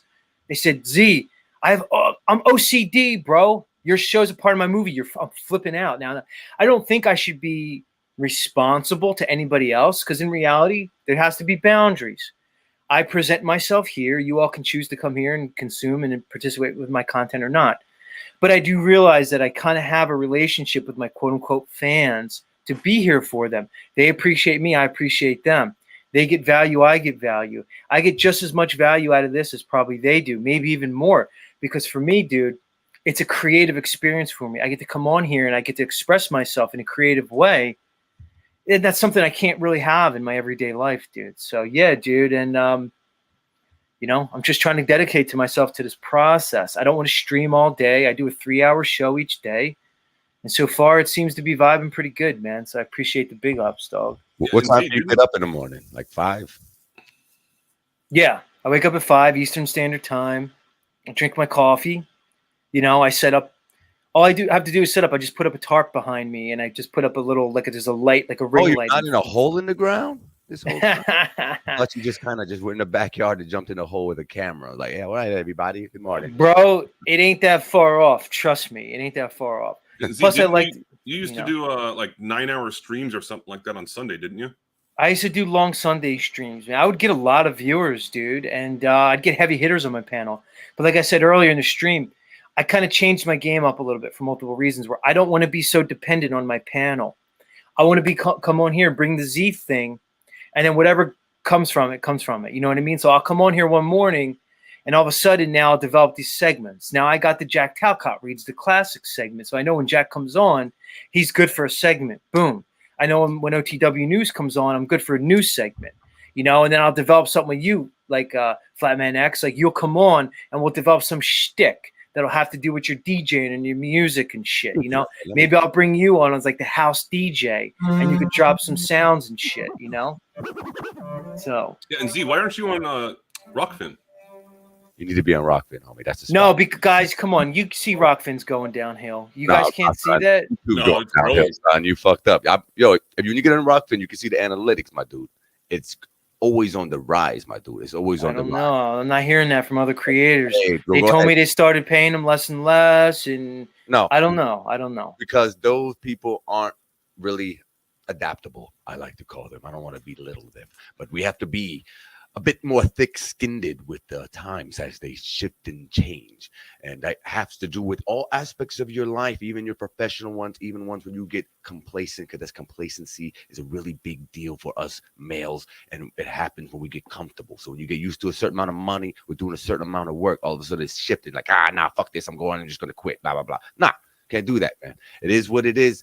We're gonna have to prosper and grow. Everything's gonna have its trials and tribulation. It's never just gonna be an uphill climb, all nice and motorized control where you don't have to do no work. Nah, man, you're gonna have to adapt and keep going and overcome. Because outside of Rockfin, you let me know where else you can go say what you want to say without having to, watch your words or walk around on eggshells, as it were, and whatnot. Well, the other thing about Rockfin too is that you are automatically monetized. So if people want to give you a tip or something like that, you get 100% of it. Facts. So it doesn't matter if you only have like 10 subscribers and you get like $5 a month as a tip, then at least you're doing something with it. And you can say whatever the fuck you want without inciting violence, pornography or anything like that. So yeah, man. I mean, you don't have to pay for it. Like I DJ'd for 2 hours last night for free, so people could have came on there, BS with me, got some music that I can't really play on YouTube because F YouTube. They're not really about that life. They want to judge you and tell you what you can and can't say and how you can say it and how early you can cuss. Not that a lot of us are big cuss guys, but still, you're very, very censored over on these bigger platforms, as we know. So until something better than Rockfin comes along, it's the place to be. It really is. And again, our reality is what you choose to believe it is. And if you focus on the negative, small, insignificant details of your life, you're going to have a really difficult time trying to really perforate through all these different social medias. Because if you corner yourself into one social media platform, it's going to be really hard for you. It's going to be really hard. And I think, Z, you got a lot of stuff to say. And I think Rockfin is the place where you could probably say that stuff where YouTube is not going to let you do it. That is fact. Fair enough. I'll take all that under advisement. Just part of me is hesitant to put my show behind. That the shit, man. There's a lot of There's a lot of people who get scared, who get pissy real quick. Yeah, I Hurt. know. But No, part of no, me's no, Mr. part of me's hesitant to put my show, but even parts of my show behind a paywall. But I'm thinking about it. You deserve it, man. All things are on the table, man. All things are on the table. There's no doubt about it. All right, y'all. Let's wrap up the show. It's come to that time. Andrew, any final thoughts? Andrew, do you want me to back off the creepy thing, dude? You seem like you're in your feelers about it. Oh, you can say whatever you want about me. I don't give a shit. But no, you do give a shit. Come on, but if Andrew. you throw me shit, I'll throw shit back. Come clean. You care, bro. If you didn't care, you wouldn't say anything. Well, you keep bringing it up. That's the creepy part. That's right. Anyways, it's Father's Day. I'm fucking going golf with my brother and my dad and my family today, and I fucking hate golfing, but you have to do whatever they want to do. So have a nice day. Don't forget the fact that you're only here because you have a mother and a father, and it is Father's Day. Much love. Fair enough. Flatman X, what you got for us? Oh man, just doing my thing. My daughter's actually in Japan with her other side of the family for this first Father's Day without her. So I'm gonna focus on my craft today. I might be doing a little bit streaming later on YouTube and the Rockfin, because again, that's where I don't have to worry about copyright issues. YouTube, as you know, you gotta be real careful, especially when it comes to music and entertainment. They're not about that. So that's gonna be me today, working on the Adobe Premiere, getting ready some fresh ass edits. That's really gonna hit you up in your feelings. But y'all have a great Sunday, Father's Day, and I hope you and your kids are nice and healthy, and make sure you're doing all the good things that you're supposed to be doing. Keep your head full of positive thoughts and push out those negative, intrusive ones, because only then will you see what you really have, the best outcome for you. Word up. Z, thanks for having me again, my friend. Much love, man. Much love. Good to see you, big dog. That was our friends Andrew B and Flatman X. A lot of the crowd wants me to let up on Andrew, because he says, Z, let it go. Andrew's cool. I'm not saying he's not cool. I love Andrew too. But he calls it like it is over here. Bane Bear, what's up, Bane Bear? All right, we're overtime. We went over. But we got to see Mr. Talcott today. I thought that was a great segment. I thought Jack did an amazing job. It was a cold read, and I think he nailed it for the most part. Couldn't ask for anything better from our friend Mr. Talcott. Much love to the rest of the guests that were here in today's Z show. We'll be here tomorrow, everybody, God willing. Same time, same place. And as always, take care of yourself.